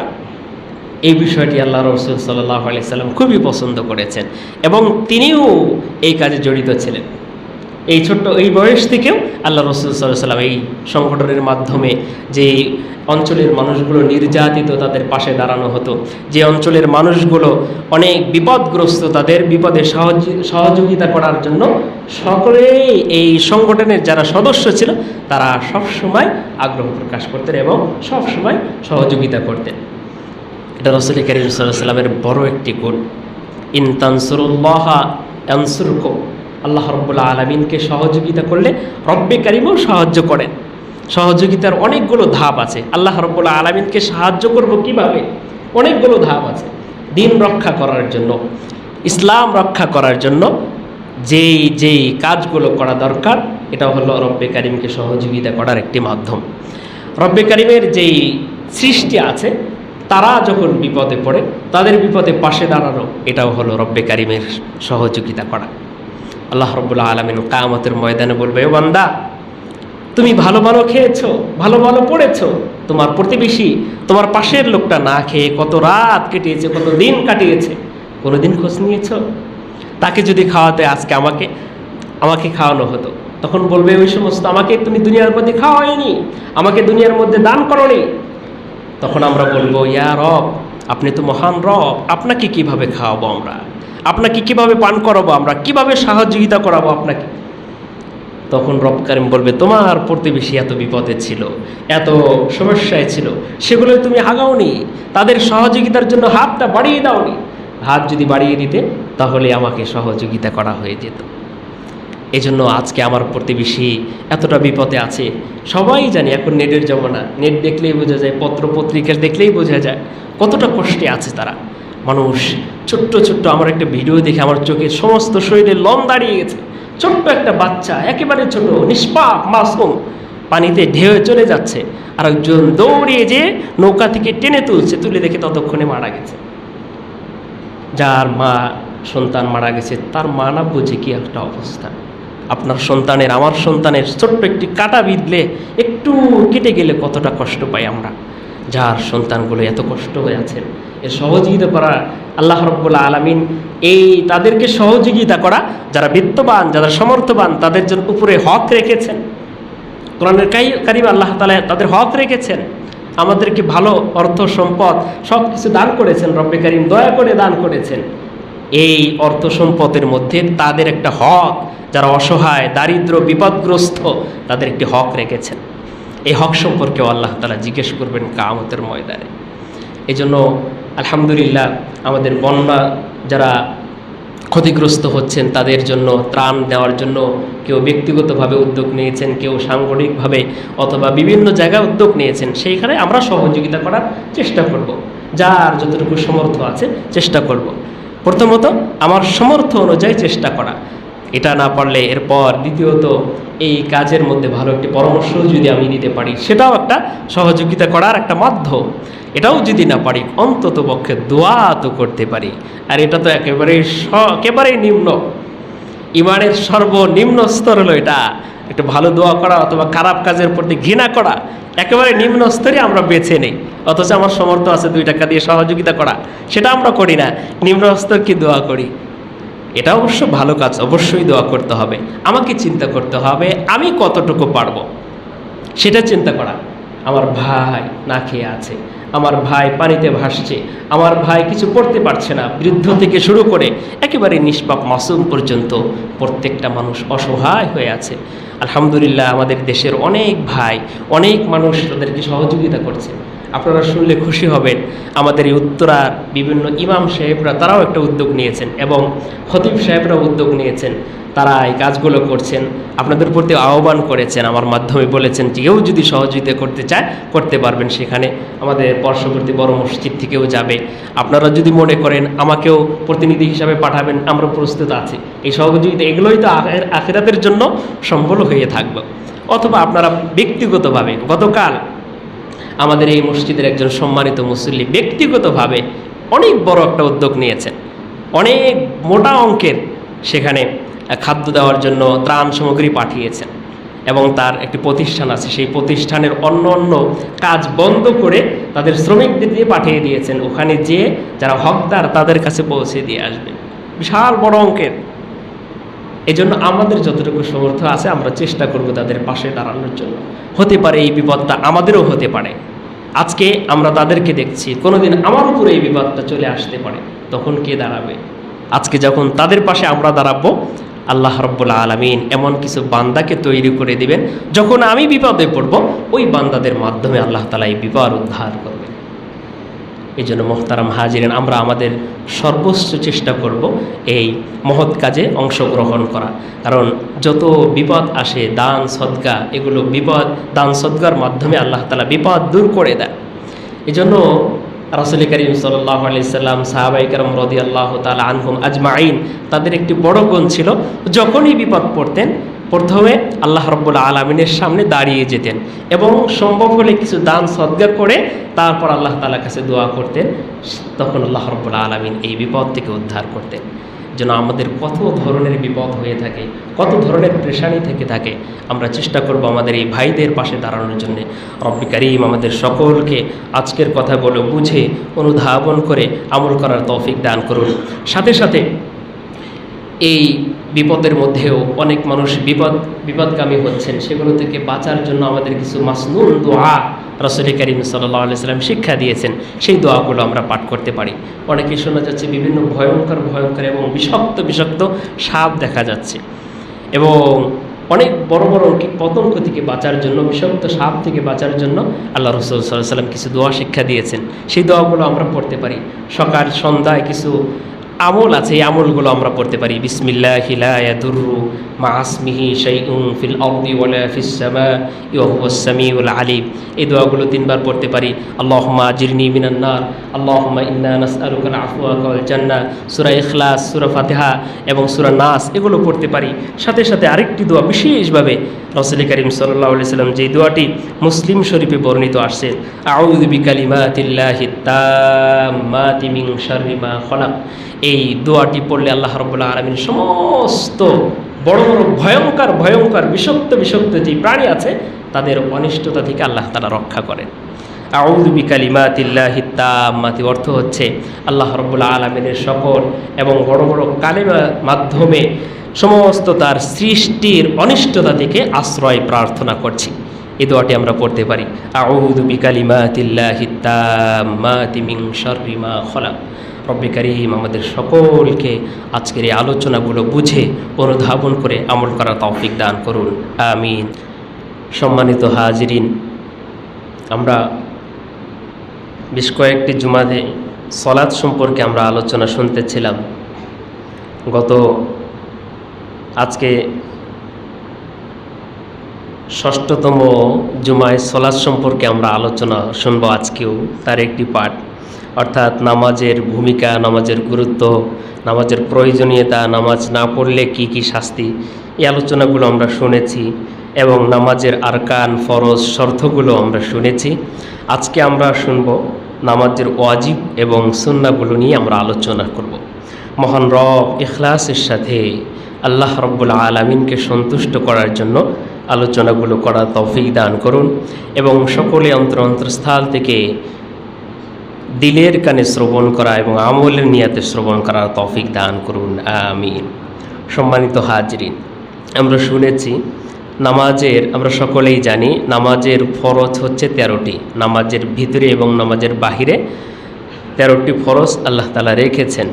এই ফরজ, ওয়াজিব, মুস্তাহাব বা সুন্নাত এগুলোর বিন্যস্ত কেন? আল্লাহ রসুল সাল্লাল্লাহু আলাইহি সাল্লাম কিছু কাজ দায়মান করতেন, সর্বদা করতেন, খুবই গুরুত্ব দিয়েই করতেন, যেগুলো সুন্নাহ। আর ফরজ আল্লাহ রাব্বুল আলামিনের পক্ষ থেকে অবধারিত হয়েছে। ফরজের মধ্যেও একটু তারতম্য আছে, কতগুলো ফরজ খুবই গুরুত্বপূর্ণ, কিছু ফরজ আছে কিছুটা শীতল আছে। তো যেগুলো খুবই গুরুত্বপূর্ণ আল্লাহ রাব্বুল আলামিন জোরদারভাবে বলেছেন সেগুলো হলো ফরজে আইন, ফরজ করতে হবে। এরপর ফরজ না, কিছুটা শীতলতা আছে, সেটা ওয়াজিবের পর্যায়ে হয়েছে। এরপর রাসূল কারীম সাল্লাল্লাহু আলাইহি সাল্লাম যে আমলটা সর্বদা খুবই গুরুত্ব দিয়ে করতেন, যেটাকে আমরা সুন্নাতি মুআক্কাদা বলে থাকি বা সুন্নাহ বলে থাকি। আবার রাসূল কারীম সাল্লাল্লাহু আলাইহি সাল্লাম কিছু আমল মাঝে মাঝে করতেন, মাঝে মাঝে করতেন না, ছেড়ে দিতেন। এবং এই আমলগুলো করলে আল্লাহ রাব্বুল আলামিনের নৈকট্য লাভ হয়, কিন্তু না করলে গুনাহ হয় না, যেগুলোকে নফল বলা হয়। এই বিন্যস্তটা আমাদের হানাফি মাযহাব অনুযায়ী বেশি রয়েছে। কেন? এটা আমাদের জন্য উপকারও। হাদিসে এমন অনেক হাদিস আছে, যেমন একটা উদাহরণস্বরূপ বলা যেতে পারে রাসূল কারীম সাল্লাল্লাহু আলাইহি সাল্লাম দাঁড়িয়ে পেশাব করেছেন, এটা কিন্তু হাদিস, সহিহ হাদিস। আবার রাসূল কারীম সাল্লাল্লাহু আলাইহি সাল্লাম বসেও প্রস্রাব করেছেন, দুটি হাদিস আছে। এখন দুটিই সহিহ হাদিস, কোনটা মানব আমরা? এর তারতম্যগুলো যারা গবেষক, হাদিস বিশারদ যারা ছিলেন, তারা এটা গবেষণা করে তারতম্য দিয়েছেন। যখন রাসূল করিম সাল্লাল্লাহু আলাইহি ওয়াসাল্লাম দাঁড়িয়ে পেশাব করেছেন, এটা কখন?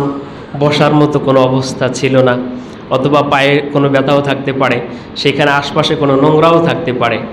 তো এটা পরিস্থিতির শিকার হয়ে অথবা এটা কোনো একটা সমস্যার কারণে দাঁড়িয়ে প্রসাব করতেন। তার মানে এটা সর্বদা আমি দাঁড়িয়ে প্রসাব করবো, এটা সুন্নাহ না, সুন্নাতের খেলাফ। আর সর্বদা রাসূল করিম সাল্লাল্লাহু আলাইহি ওয়াসাল্লাম কোন আমলটি করেছেন? বসে বসে পেশাব করতেন, বসে বসে হাজত সারতেন। ওটা হলো সুন্নতে মুআক্কাদা। এই বিন্যস্তগুলো বড় বড় মুহাদ্দিসিন কিরাম, মুফাসসিরিন কিরাম এবং ইমামগণ এগুলোর বিন্যস্ত করেছেন। এই জন্য অনেকে আমরা মনে করি আমাদের হানাফি মাযহাবে এত বিন্যস্ত, ফরজ, ওয়াজিব, মুস্তাহাব, সুন্নত, এগুলো বিন্যস্তর কেন ধর্তব্য? এগুলোরও গুরুত্ব আছে, অবশ্যই গুরুত্ব আছে। এই জন্য প্রত্যেকটা মাসআলা যেভাবে বর্ণিত হয়েছে সেভাবে আমল করা, রব্বি কারীম তৌফিক দান করুন। যাই হোক, আমরা বলতেছিলাম নামাজের 13টি ফরজ রয়েছে, তার মধ্যে থেকে 7টি ফরজ বা শর্ত যেগুলো নামাজের বাহিরে। গত জুমায়ের আগের জুমায় আলোচনা হয়েছে, আবার একটু পিছন থেকে আমরা একটু আলোচনা শুনে আসি সংক্ষিপ্ত আকারে। নামাজের বাহিরে তথা নামাজ শুরু করার আগে 7টি ফরজ বা শর্ত রয়েছে। সেগুলোর মধ্যে হলো, প্রথমটি হলো পবিত্রতা অবলম্বন করা, অর্থাৎ শরীর পাক থাকতে হবে। নামাজ যখন আদায় করব তখন আমার শারীরিকভাবে পরিষ্কার পরিচ্ছন্ন এবং পবিত্র হতে হবে। শুধু পরিষ্কার থাকলে হবে না, পরিষ্কার কি একটা নোংরা লেগেছে সেটা ধুয়ে ফেলেছি, কিন্তু পবিত্র হতে পারি নাই, আল্লাহর বিধান অনুযায়ী, রাসূলের সুন্নাহ অনুযায়ী সেটা পরিষ্কার হয়নি। হতে পারে একটা নাপাক লেগেছে, আমি কোনো একটা টিস্যু দিয়ে অথবা অন্য কোনো কাপড় দিয়ে সেটা ধুয়ে বসে পরে ময়লাটা নোংরাটা আমি দূর করে দিলাম, কিন্তু রাসূলের পন্থা হলো এই জায়গাটি 3 বার ধৌত করে পবিত্রতা অবলম্বন করতে হবে। এজন্য যখন আমরা নামাজ পড়ব প্রথমে শরীর পবিত্রতা অবলম্বন করতে হবে। তারপর যেই কাপড় পরিধান করে নামাজ পড়ব সেই কাপড় পবিত্র থাকতে হবে, যে স্থানে নামাজ পড়ব সেই স্থান পবিত্র থাকতে হবে। তারপর সতর ঢাকা থাকতে হবে, কিবলার দিকে হয়ে নামাজ পড়তে হবে, যে কোনো দিকে নামাজ পড়া যাবে না। 6 নম্বরে হচ্ছে সময় মতো নামাজ পড়া, খুবই গুরুত্বপূর্ণ এটা। অনেকেই কাজের চাপে সারাদিনের নামাজ রাতে পড়ে ফেলি, হয় না? ইন্নাস সালাতা কানাত আলাল মুমিনিনা কিতাবাম মাওকুতা। রব্বুল আলামিন প্রত্যেকটা নামাজের সময় নির্ধারণ করে দিয়েছেন, সেই সময়ই নামাজ পড়তে হবে। 7 নম্বরে হলো নিয়ত করা, মনে মনে নিয়ত করা। এগুলো হলো নামাজের বাহিরে, নামাজ আরম্ভ করার আগে এই কাজগুলো করতে হয়। এরপর নামাজের ভিতরে 6টি ফরজ রয়েছে, যেটাকে আরকানও বলা হয়, নামাজের ভিত্তিও বলা হয়। সেগুলো হলো, 1 নম্বর হলো তাকবীরে তাহরিমা বলা, তথা দাঁড়িয়ে যে আমরা হাত উঠাই সেই সময় যে আল্লাহু আকবার বলি, এটাই হলো তাকবীরে তাহরিমা। এটা বলতে হবে, এটা ফরজ, না বললে নামাজই হবে না। এরপর 2 নম্বর হলো কিয়াম করা, দাঁড়িয়ে নামাজ পড়া, দাঁড়াতে হবে। ফরজ নামাজ, ওয়াজিব নামাজগুলো দাঁড়িয়ে দাঁড়িয়ে পড়া, সকল নামাজই দাঁড়িয়ে পড়া ভালো। একান্ত কারো অসুস্থ যদি থেকে থাকে তার কথা ভিন্ন, তবে নফল নামাজের বিষয়গুলো সেটার একটু শীতলতা আছে, যখন আমরা একটু ক্লান্ত হবে বসেও নামাজ পড়তে পারবো। কিন্তু সেক্ষেত্রে যখন নফল নামাজ বসে পড়বো অর্ধেক সওয়াব কমে যায়। দাঁড়িয়ে পড়লে 101টি হরফ যদি পাঠ করি, আলিফ হরফটি পাঠ করি, বা হরফটি পাঠ করি, 100 সওয়াব আল্লাহ রাব্বুল আলামিন দান করবেন দাঁড়িয়ে নামাজ পড়লে। আর যদি বসে বসে পড়ি তাহলে অর্ধেক কমে যায়, 50 সওয়াব আল্লাহ তাআলা দান করবেন। আর ফরজ ওয়াজিব তো অবশ্যই দাঁড়িয়ে দাঁড়িয়ে পড়তে হবে, একটু ক্লান্ত হলেও সেই সুযোগ নাই। তবে অসুস্থ হয়ে যায় কোনো দিনদার ডাক্তার এবং অভিজ্ঞ ডাক্তার যদি বলে আপনি বসে বসে নামাজ পড়তে হবে, দাঁড়াতে পারবেন না, তাহলে সেই ক্ষেত্রে তার জন্য মাযুর, তিনি অসুস্থ, তার জন্য সেই সুযোগটি শরীয়ত দিয়েছে। 2 নম্বরে তাহলে গেল কাম করা। 3 নম্বরে হলো কিরাত পাঠ করা, কিরাত ব্যতীত নামাজ হবে না। 4 নম্বরে রুকু করা, 5 নম্বরে সিজদা করা, 6 নম্বরে শেষ বৈঠক করা। নামাজ 4 রাকাত হয়, 2 রাকাত হয়, 4 রাকাত হলে শেষ বৈঠকটা করা ফরজ। এগুলো ছিল নামাজের ভিতরের ফরজ। বিস্তারিত আলোচনা গত জুমা আমরা শুনেছি। আজকে আমরা শুনব নামাজের ভিতরে যে ওয়াজিবগুলো আছে। এই যে এতক্ষণ যে আলোচনাগুলো আমরা করলাম নামাজের বাহিরে, নামাজের ভিতরে ফরজগুলো, এই ফরজগুলোর মধ্য থেকে সামান্যতম যদি কমতি থেকে থাকে তাহলে নামাজ শুদ্ধ হবে না। ইচ্ছাই হোক, অনিচ্ছাই হোক, ভুলে হোক, যেভাবেই সামান্যতম যদি কমতি থেকে থাকে তাহলে নামাজ আর বিশুদ্ধ হবে না, পুনরায় নামাজ পড়তে হবে। কিন্তু পরবর্তী যে বিষয়গুলো ওয়াজিব নামাজের মধ্যে, যেগুলো আলোচনা আমরা এখন করব, সেগুলোর জন্য সুযোগ আল্লাহ তাআলা রেখেছেন, সেটা পরে শুনছি আমরা। তাহলে নামাজের মধ্যে 14টি ফরজ ওয়াজিব রয়েছে, 14টি ওয়াজিব রয়েছে। 1 নম্বর হলো সূরাতুল ফাতিহা পাঠ করা। আলহামদুলিল্লাহি রাব্বিল আলামিন, এই সূরাটি পরিপূর্ণভাবে পাঠ করা, বিশুদ্ধভাবে পাঠ করা। হাদিসে এসেছে লা সালাতা লিমান লাম ইয়াকরা বিফাতিহাতিল কিতাব, যে ব্যক্তি নামাজ পড়লো সূরা ফাতিহা পড়লো না, তার নামাজই নাই। এর অর্থ কি? লা, এই লার অর্থটা কি? লা মানে পরিপূর্ণ নয়, যিনি সূরা ফাতিহা পাঠ করলেন না তার নামাজ পরিপূর্ণ হলো না। 1 নম্বর ওয়াজিব হলো নামাজের মধ্যে সূরাতুল ফাতিহা পাঠ করা। এখানে অনেকগুলো মাসআলা আছে, তবে ফরজ নামাজ যখন জামাতের সাথে আদায় করব তখন ইমামের দায়িত্ব হলো কিরাত পাঠ করা, সূরা পড়া, আর মুক্তাদিদের দায়িত্ব হলো তারা শ্রবণ করা। এখন প্রশ্ন হতে পারে, কিছু নামাজ আছে কিরাত উচ্চ স্বরে পড়ি, কিছু নামাজ আছে নামাজ ইমাম সাহেব মনে মনে পাঠ করেন, সবাই মনে মনে পাঠ করি, সেগুলো কিভাবে শ্রবণ করব? অন্য হাদিসে এসেছে মান কানা লাহু ইমামুম ফাকিরাআতুহুল ইমাম ইমামু লাহু কিরাআহ, যে ব্যক্তির ইমাম থাকবে, অর্থাৎ ইমামের পিছনে যখন নামাজ পড়ব, ইমামের কিরাতি হলো মুক্তাদির কিরাতি। ইমাম অনেক গুরুত্বপূর্ণ একটা বিষয়। আমরা তো মনে করি ইমাম সাহেব আসেন নামাজ পড়ে চলে যান, কতগুলো মানুষের দায়িত্ব নিয়ে নামাজ পড়ে। এখানে আপনারা শত শত হাজার হাজার মানুষ আসেন, একজনের নামাজ ইমাম সাহেব যদি একটা ভুল করে, সকলের দায়িত্ব কিন্তু ইমাম সাহেবকে নিতে হবে। খুবই গুরুত্বপূর্ণ বিষয়। এজন্য দেখেন, ইমাম সাহেবের একটু আগেও যদি কোনো একটা রুকুন বা আরকান বিধান ইমামের আগে যদি পড়ি, সেই নামাজও বাতিল হয়ে যায়। ইমামকে অনুসরণ করতে হবে, যথাযথভাবে অনুসরণ করতে হবে। রাসূল করিম সাল্লাল্লাহু আলাইহি সাল্লামকে শুধুমাত্র নামাজে না, নামাজের বাহিরেও অনুসরণ করতে হবে। যাই হোক, আল্লাহ রাব্বুল আলামিন ইমামকে অনুসরণ করার তৌফিক দান করেন। তাহলে বলতেছিলাম, সূরাতুল ফাতিহা পাঠ করবেন, আর ইমাম সাহেব যেই কিরাত পাঠ করবেন সেই কিরাতই হলো মুসল্লিদের, যারা পিছনে নামাজ পড়ি তাদের কিরাত এটাই হয়ে থাকে। এবং কোরআনে কারিমে আল্লাহ তাআলা বলেন ওয়াইযা কুরিআল কুরআন ফাসতামিউ লাহু ওয়া আনসিতু লাআল্লাকুম তুরহামুন, যখন কোরআন পাঠ করা হয় তখন গভীর মনোযোগ সহকারে শ্রবণ করো, চুপ থাকো, তাহলে তোমরা কি হবে? আল্লাহ রাব্বুল আলামিনের অনুগ্রহ প্রাপ্ত হবে। এই জন্য কিরাত যখন পাঠ করা হয় তখন খুবই গভীর মনোযোগ সহকারে শ্রবণ করা। তাহলে আমরা প্রথম যে ওয়াজিবটি জানতে পারলাম সেটি হলো সূরাতুল ফাতিহা পাঠ করা। দ্বিতীয় সেটি হলো সূরা ফাতিহার সাথে কিরাত মিলানো, অন্য একটি সূরা বা কিরাত পাঠ করা।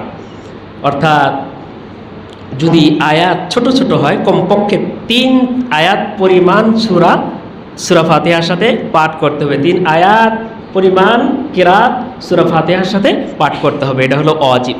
আর যদি আয়াত বড় হয় তাহলে এক আয়াতই হতে পারে। এইটা যদি না হয় তাহলে কিন্তু নামাজ ভুলে যদি হয় সংশোধনের মাধ্যম আছে, আর যদি ইচ্ছাকৃত কেউ করে তাহলে নামাজ নষ্ট হয়ে যাবে, বিনষ্ট হয়ে যাবে। সূরা ফাতিহার সাথে অন্য একটি সূরা পাঠ করা, সূরাতুল মুজাম্মিল। আল্লাহ বলেন ফাকরাউ মা তায়াসসারা মিনাল কুরআন, কোরআন থেকে যতটুকু সম্ভব ততটুকু পাঠ করা।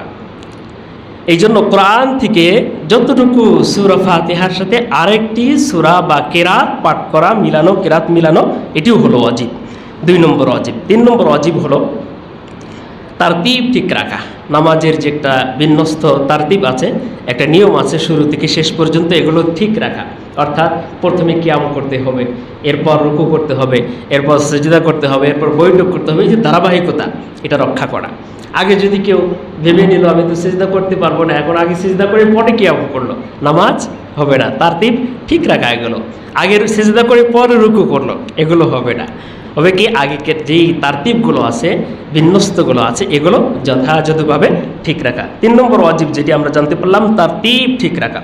4 নম্বর যেটি সেটি হলো তাবিলে আরকান তথা রুকু, সাজদা, প্রত্যেকটা রুকুনগুলো, প্রত্যেকটা অবস্থানগুলো ধীর স্থিরভাবে পড়া। অনেক মানুষ আমরা আছি, এমন আছি রুকু থেকে না উঠে আবার সিজদায় চলে যায়, এগুলো ধীর স্থিরভাবে আদায় হয় না। সুন্দরভাবে আল্লাহ রাব্বুল আলামিনের সামনে দাঁড়াচ্ছি, আল্লাহ রাব্বুল আলামিন যেভাবে পছন্দ করেন সেইভাবে পড়া। কিয়ামটাও যখন আমি পড়ব তখনও মনে মনে ভাবা রব্বে কারিমের সামনে দাঁড়িয়েছি, তার সাথে কথোপকথন হচ্ছে আমার, রুকুতে যাচ্ছি তার সামনে মাথাটা আমি নুয়ে দিয়েছি, সিজদায় যাচ্ছি তার পবিত্র পায়ের উপর আমার কপালটাকে লুটিয়ে দিয়েছি। এগুলো যখন ভাববো তখন নামাজ সুন্দর হয়ে যাবে।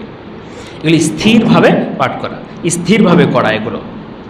এরপর রুকুতে যে রুকুর যে তাসবিহটা আছে কমপক্ষে একবার পড়া যাবে, সুবহানা রাব্বিয়াল আযীম, এই তাসবিহটা কমপক্ষে একবার পড়া যাবে, এই পরিমাণ সময় অপেক্ষা করা, এটা হলো ওয়াজিব।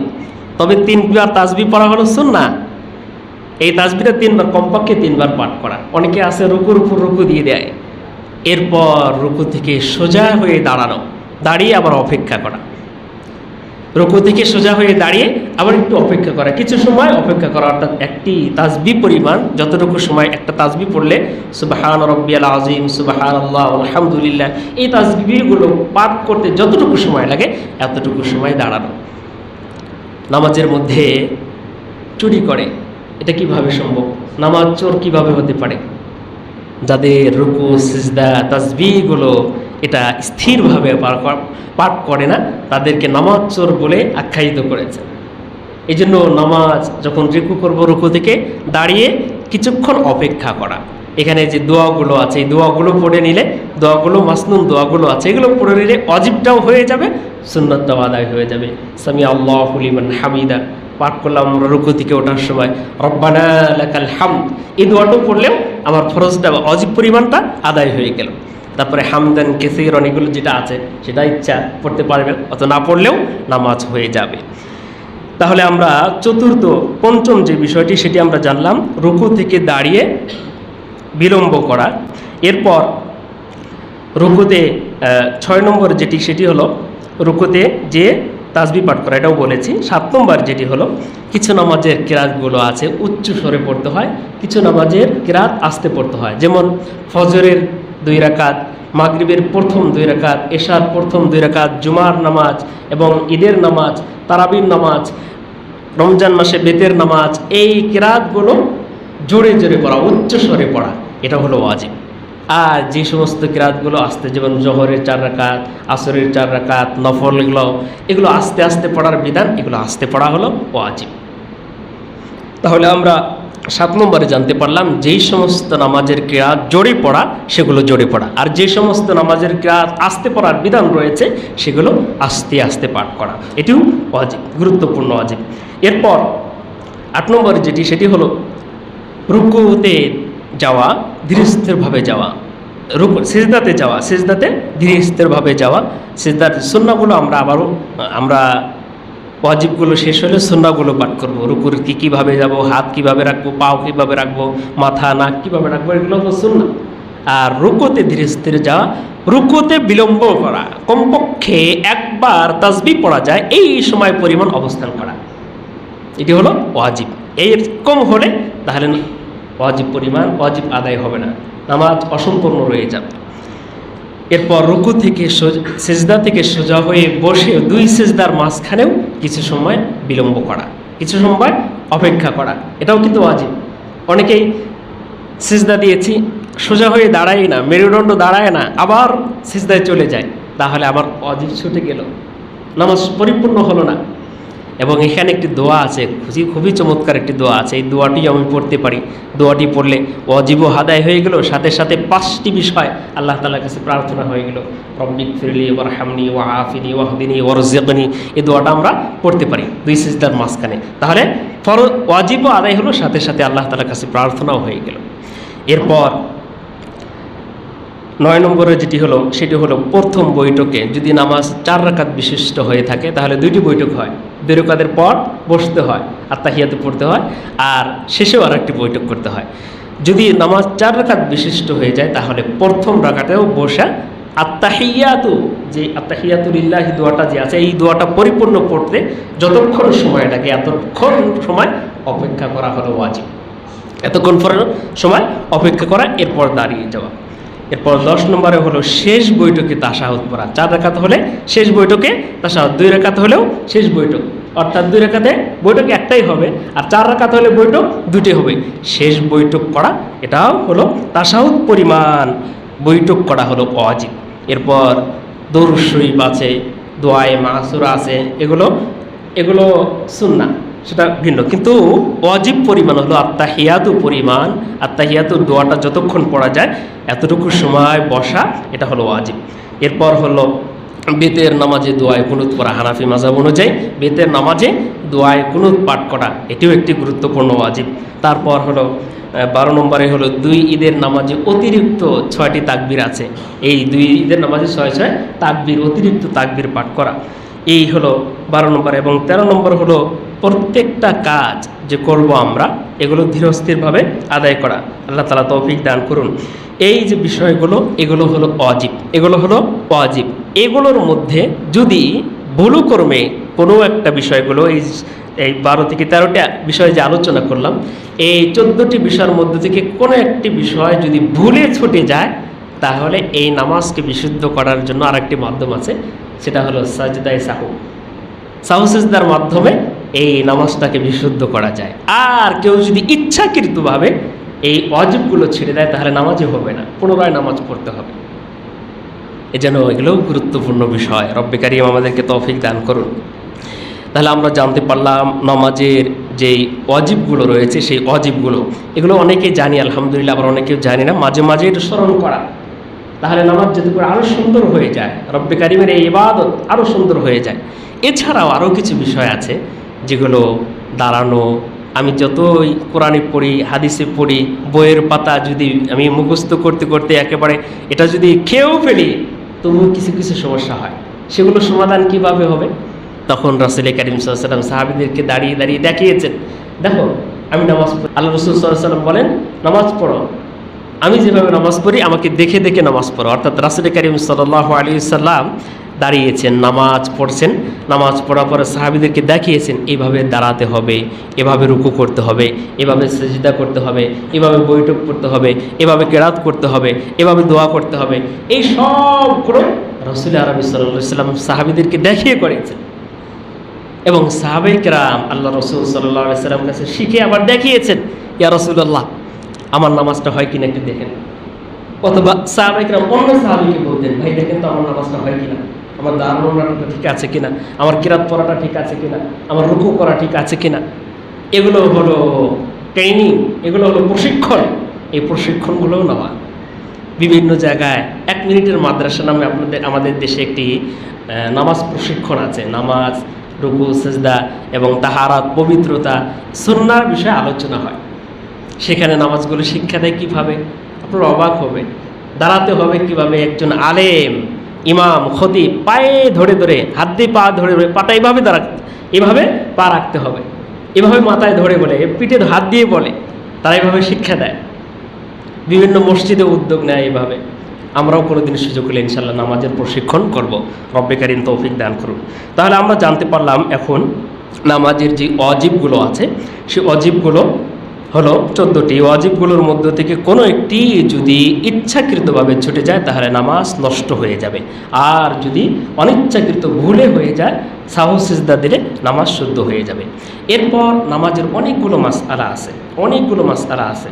নামাজে যে দাঁড়াবো, হাত বাঁধা থেকে নিয়ে কিরাত শুরু করবে, এর মধ্যে প্রায় 11টি সুন্নাহ আছে। প্রত্যেকটা রুকুনের মধ্যে অনেকগুলো করে সুন্নাহ আছে।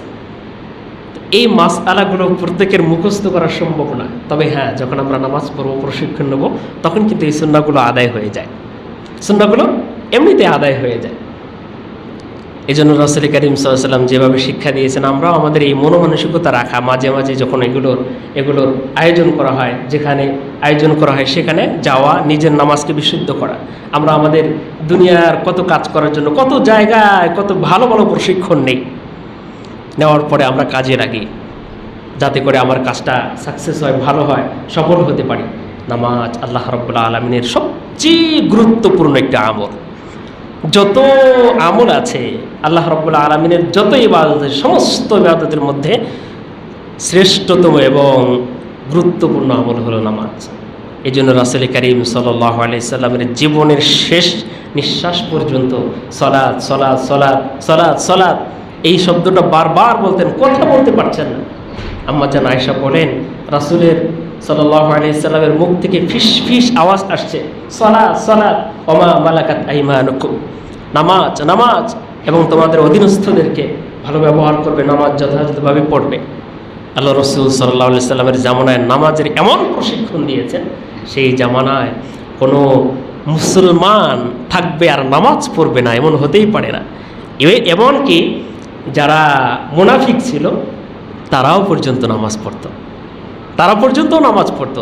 মুনাফিকদের কিছু আলামত, যেমন ফজরের নামাজে আসতে তাদের কষ্ট হতো, অনেকে মাঝে মাঝে দেখা যেত ফজরে আসতো না, আরও অনেকগুলো আলামত আছে। যাই হোক, তো এই যে নামাজের গুরুত্ব রাসূল করিম সাল্লাল্লাহু আলাইহি সাল্লাম এমনভাবে দিয়েছেন, প্রত্যেকটা মুসলমান বালেগ হয়েছে, নামাজ ফরজ হয়েছে, সেদিন থেকে মৃত্যুর আগ পর্যন্ত প্রত্যেকেই নামাজ অবশ্যই পড়তো।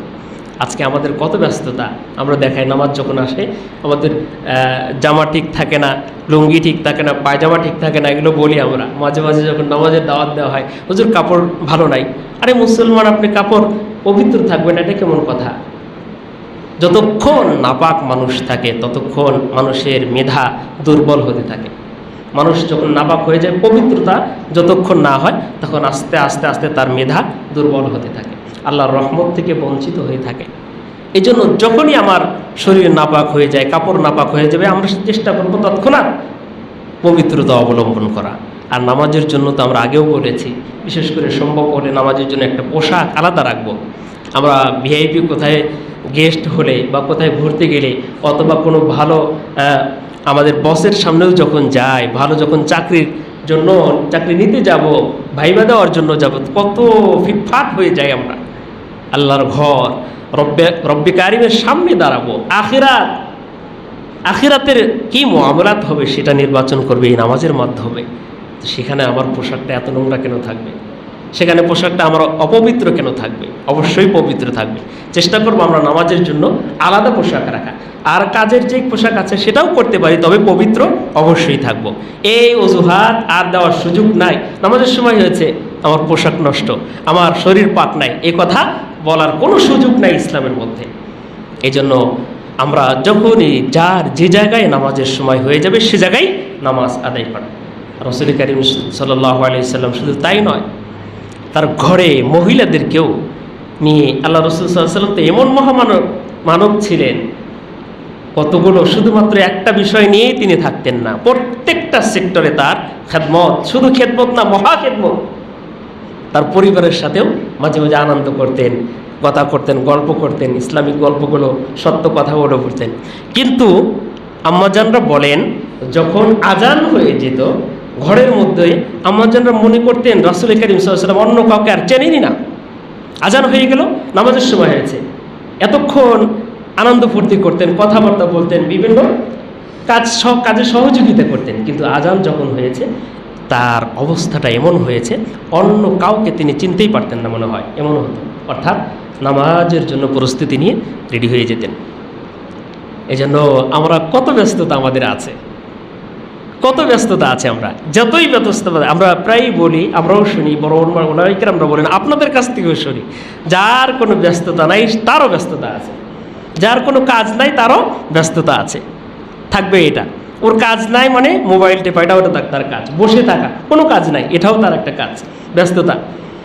যেদিন চোখ বন্ধ হয়ে যাবে সেদিন তার ব্যস্ততা শেষ হয়ে যাবে। মানুষ তো এমনই, চোখ বন্ধ হওয়ার আগ পর্যন্ত তার ব্যস্ততা থাকবেই। যে স্তরের মানুষ হোক, প্রত্যেকেরই ব্যস্ততা আছে। কিন্তু রব্বে কারিম যেই নিয়ামতগুলো আপনাকে দান করেছেন, রব্বে কারিম যেই নিয়ামতগুলো আমাদেরকে দান করেছেন, সেই নিয়ামতগুলো যথাযথ ব্যবহার করলাম না, আল্লাহর হুকুমের ধার ধারলাম না, রব্বে কারিমের আদেশগুলো আমরা যথাযথ পালন করলাম না, আবার বান্দা বলে পরিচয় দিই কীভাবে? এই জন্য আমরা চেষ্টা করব, অনুরোধ করব। আমাকে হয়তো অনেকের পছন্দ নাও হতে পারে, আপনাদেরকে অনুরোধ করে বলি, আপনার হিসাব আপনাকে দিতে হবে, নামাজের হিসাব আপনাকে দিতে হবে, আমাকে আপনার হিসাব দিতে হবে না, আমার হিসাব আপনাকে দিতে হবে না। এজন্য প্রত্যেককেই যেহেতু হিসাব দিতে হবে, মৃত্যুর পর সর্বপ্রথম এই যখন হিসাব কার্যক্রম শুরু হবে, নামাজেরই হিসাব হবে। আজকে প্রথম যে হাদিসটি পড়েছি সেটি হাদিসের মধ্যে সর্বপ্রথম নামাজের হিসাব আল্লাহ তাআলা নেবেন। এই জন্য আমার নামাজ যখন শুদ্ধ হয়ে যাবে, নামাজের হিসাবটা যখন আল্লাহ তাআলার কাছে আসান হয়ে যাবে, সব জায়গায় সহজ হয়ে যাবে। রব্বি করিম আমাদের সকলকে নামাজগুলো যথাযথভাবে আদায় করার তৌফিক দান করুন, আমিন। এবং সাথে সাথে আমরা যখন নামাজের জন্য এই কথাগুলো যখন শুনি, আমাদের দিলটা কিছুটা পরিবর্তন হয়ে যায়। সাহাবায়ে কেরাম রাদিয়াল্লাহু তাআলা আনহুম আজমাইন আল্লাহ রসুলের দরবারে যখন আসতেন, রসুলের বয়ান শুনতেন, শ্রবণ করার পর তাদের দিলের অবস্থা অন্যরকম হয়ে যেত। মনে হতেও যে সর্বক্ষণ শুধু ইবাদতে থাকি। এরপর সাহাবায়ে কেরাম আল্লাহ রসুলের দরবারে এসে বলেন, ইয়া রাসূলুল্লাহ, আমি মনে হয় মুনাফিক হয়েছি। কেন? কিভাবে তুমি মুনাফিক হয়েছে? এর আলামত কি হবে? তখন বলে, ইয়া রাসূলুল্লাহ, আপনার সামনে যখন বসি বা আপনার কথা যখন শ্রবণ করি, তখন আমার দিলের অবস্থা একরকম হয়ে যায়।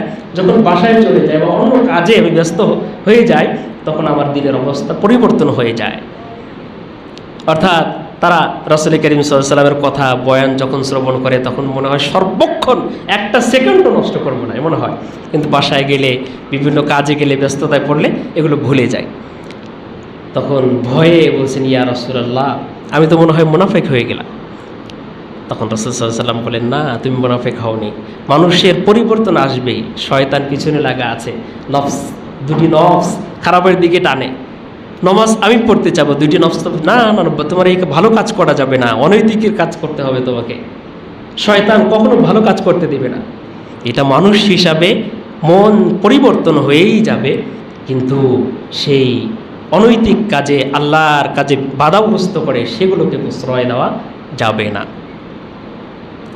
এর জন্য আমরাও আমাদের অবস্থান থেকে, বিশেষ করে যখন এই নসিহাগুলো ওলামায়ে কেরামের মাধ্যমে, বই পাঠের মাধ্যমে, কোরআন তেলাওয়াতের মাধ্যমে যখন আমরা শুনি, তখন এই বিষয়গুলো প্রচার করা। কীভাবে প্রচার করবো? আমরা বাসায় আমার অধীনস্থ যারা আছে তাদেরকেও নামাজের একটু সুযোগ করে দেওয়া।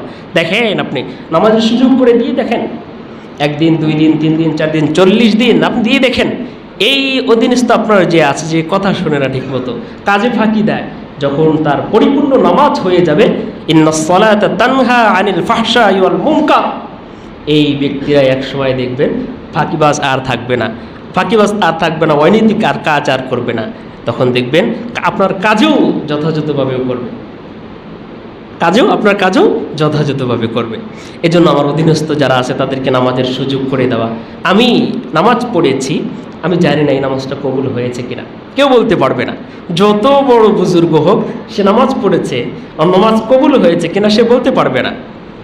এবং যাকে একটি কথার মাধ্যমে, পরামর্শের মাধ্যমে, সুযোগের মাধ্যমে যখন নামাজ দাঁড় করে দিলাম, তার নামাজ কবুল হয়েছে কিনা এটাও কিন্তু আমরা জানি না। কিন্তু আমি যে একটু সহযোগিতা করলাম, একটু প্রচার করলাম, একটু নামাজের ব্যবস্থা করে দিলাম, আমি একটু তাকে নামাজে দাঁড় করিয়ে দিলাম, এই জন্য রব্বে কারিম কবুলিয়তের নামাজের সওয়াব আমাদেরকে দান করে দিবেন, সুবহানাল্লাহ। এই জন্য আমাদের মা বোনরা আছেন বাসায়, আমাদের সন্তানরা আছেন, আমাদের অধীনস্থ যারা আছে, আমাদের কর্মচারী যারা আছে, তাদেরকেও নামাজের প্রতি আহ্বান করা, ডাকা। এটা প্রচারটা বিভিন্নভাবেও হতে পারে। আমরা একটু এখানে ভিডিও করে থাকি, এর আগেও অনেকবার বলছি, আবারও বলতেছি। এটা হলো শুধুমাত্র রাসূল করিম সাল্লাল্লাহু আলাইহি ওয়াসাল্লাম বলেন, সামান্যতম একটু বাণীও হলো সেটা মানুষের কাছে প্রচার করে দেবে। এটা আল্লাহ রাসূল সাল্লাল্লাহু আলাইহি ওয়াসাল্লামের আদেশ ওলামায়ে কেরামের প্রতি, মানে যারা আল্লাহ রসুলদের যারা ওয়ারিস, তাদের কর্তব্য হলো এটা। এই জন্য এটা বিভিন্ন মাধ্যমে, আপনারা এখানে হাজার বা শত শত বা হাজার মানুষ আসেন, কিন্তু আরও অনেক মানুষ আছে। ছোট্ট একটু ঘটনাও মনে পড়লো বলি। বাংলাদেশের বিশিষ্ট একজন আলেমে দ্বীন মুফতি সালমান ফারসি, নামও বলে দিলাম, তার এই বয়ানগুলো রেকর্ড করতেন আর বিভিন্ন জায়গায় ছেড়ে দিতেন। তো কি হয়েছে, একজন হিন্দু নিয়মিত তার এই বয়ানটা শুনতেন, নিয়মিত তার বয়ান শুনতেন। এক সময় ওই হিন্দুর মনে প্রশ্ন জাগলো, ইসলাম এত সুন্দর, এগুলো তো কখনো শুনতে পারে না। একজন হিন্দু কি মসজিদে আসে, ঈদগাহে যায়, ওয়াজ মাহফিলে যায় না, ঘরে এগুলো নিজে নিজে শুনতে থাকে। এক পর্যায়ে এই আলেমের কাছে আসেন, এসে বলেন, হুজুর, আমি আপনার বয়ানগুলো খুব মনোযোগ সহকারে শ্রবণ করি, আমার মনটা চাই ইসলাম গ্রহণ করুন, আপনার যে আলোচনাগুলো ভালো লাগে এবং খুবই আমাকে, আমার হৃদয়কে কম্পন সৃষ্টি করে। তখন বলল, কিছু বিষয় আমার জানার আছে, এই বিষয়গুলো যদি আমি যথাযথ জানি তাহলে আমি ইসলাম গ্রহণ করব। তখন তিনি বললেন, বলেন আপনার কি কি প্রশ্ন বলেন। এক এক প্রশ্ন করলেন, উত্তর দিলেন। শেষ প্রশ্নের সময় বলে, হুজুর আমাকে হাত ধরে কালেমা পড়িয়ে দেন। সুবহানাল্লাহ। একজন হিন্দু ছোট্ট একটু কাজ করছে, ভিডিওগুলো রেকর্ড করছে আর বিভিন্ন জায়গায় প্রচার করছে, একজন হিন্দু মুসলমান হয়েছেন। এর চেয়ে বড় জীবনের আর কি হতে পারে? এগুলো সুযোগ করে দেওয়া। অনেকেই বলে এখানে ভিডিও করি, কেন ভিডিও করি? দুটি কারণ। একটি হলো প্রচার প্রসার করা, বাল্লিগু আন্নি ওয়ালাউ আয়া, ছোট্ট একটু বাণী হলেও পৌঁছিয়ে দেওয়া, এটা আমাদের কর্তব্য। এখন তো অনেক মানুষ এত ব্যস্ত, হুজুরদের কথা শুনতেও চায় না বা শোনার সুযোগও হয় না অনেকের। কিন্তু যখন বাসায় বসে থাকি বা অফিসে কাজ নাই, একটু বসে আসি, অনেক সময় ভিডিওগুলো দেখি, তখন কি করি? যদি ভালো ভিডিওগুলো না পাই, তখন অশ্লীল ভিডিওগুলো দেখা হয়, গুনাহের কাজ দেখা হয়। তো অনেক মা বোনরা আছেন, অনেক পরহেজগার ব্যক্তিরা আছেন, বসে বসে এই ভিডিওগুলো দেখেন বা এগুলো শোনেন, কি বলছেন ইসলাম সম্পর্কে, এগুলো নিয়ে গবেষণা শুরু করেন। এখন আমাদের অনেক ভাইরা এমন আছে, ইউনিভার্সিটির ভাইয়েরাও দেখে এই যে এই শব্দগুলো, এই ভিডিও ফুটেজগুলো দেখে বা অডিওগুলো শুনে ইসলামের প্রতি আগ্রহ হয়েছেন। অনেক কোরআন হাদিস তারাও জানেন। এই লক্ষ্যেই শুধু করা, অন্য কোনো উদ্দেশ্য নয়। আমার এই ভিডিও থেকে করার 1 পয়সা ইনকামের কোনো সিস্টেম নয়, আমি জানিও না এটা। তো এর আগেও বলেছি, আশা করি ইনশাল্লাহ এটা নিয়ে কেউ সমালোচনা করবেন না, সেই অনুরোধ আমরা করছি। এই জন্যই করে সাথে সাথে আরেকটি বিষয় ডকুমেন্টসও রাখি। গত কয়েকটি জুমায় আগে আমাকে একজন ভাই বলছেন, একজন সম্মানিত মুসল্লি বলছেন, হুজুর আপনি যে কথাটা বললেন এটা তো কোরআনে নাই, আপনি কোরআনের কথা বলেছেন। পরে ভিডিওটা দেখি না, ঠিক আছে, বয়ান ঠিক আছে, কিন্তু উনি হয়তো বুঝতে ভুল করেছেন। অনেকে এরকম হয়ে যায়। যাই হোক, এটা মাঝখান দিয়ে একটু কথা বললাম। এই যে প্রচার প্রসার, এটাও একটা মাধ্যম হতে পারে বিভিন্ন সময়। ওই সময় মুহাম্মদ সাল্লাল্লাহু আলাইহি সাল্লামের জামানায় তখন প্রচার প্রসার হতো, একের পর আরেকে, একের মাধ্যমে আরেকের মাধ্যমে, এভাবে প্রচার প্রসার হতো। এখন মাধ্যম ডিজিটাল যুগ, এখন স্মার্ট যুগ। এই যুগের মধ্যে যেভাবে প্রচার করা যায়, এটাও সওয়াবের একটা মাধ্যম। সহযোগিতা করলাম আমি, এই মাধ্যমটাও আমার জন্য উপকারে আসবে। যাই হোক, রব্বে কারীম আমাদের সকলকে সঠিকটা বুঝে অনুধাবন করে আমল করার তৌফিক দান করুন। সাথে সাথে আরেকটি 2 মিনিটের একটি কথা বলে আমরা শেষ করে দেব। সেটি হলো, আমাদের দেশের বিভিন্ন অঞ্চলের বন্যায় ক্ষতিগ্রস্ত মানুষদের পাশে আলহামদুলিল্লাহ অনেকেই দাঁড়াচ্ছেন। এটা আপনারা সকলেই জানেন কিভাবে মানুষ সহযোগিতা করছেন। শিক্ষার্থীরা দাঁড়িয়েছেন, ছোট্ট ছোট্ট সোনামণিরা, তাদের ব্যাংক, মাটির ব্যাংক, প্লাস্টিকের ব্যাংকে টাকা জমাইছে সাইকেল কেনার জন্য, তাদের শখের জিনিসগুলো ক্রয় করার জন্য। এই যে বন্যায় ক্ষতিগ্রস্ত মানুষদের ভিডিও ফুটেজগুলো দেখে দেখে সেখানে শত শত লক্ষ লক্ষ কোটি কোটি টাকা তারা দান করছে। এই ত্রাণগুলো তাদের মাঝে পৌঁছে দিচ্ছে। আরও যতই দেওয়া দরকার দিচ্ছি, মানুষ আরও বেশি করা দরকার। আপনার আমার বাসা আছে, বাড়ি আছে, যার ঘর ভেঙে গেছে, ওই দিন গত পরশু দিন মনে হয় একটি ভিডিওতে দেখলাম, ঘর পানি কমে গেছে কিন্তু তার ঘর নাই, কোথায় যাবে, বাচ্চাদেরকে কোথায় খাওয়াবে।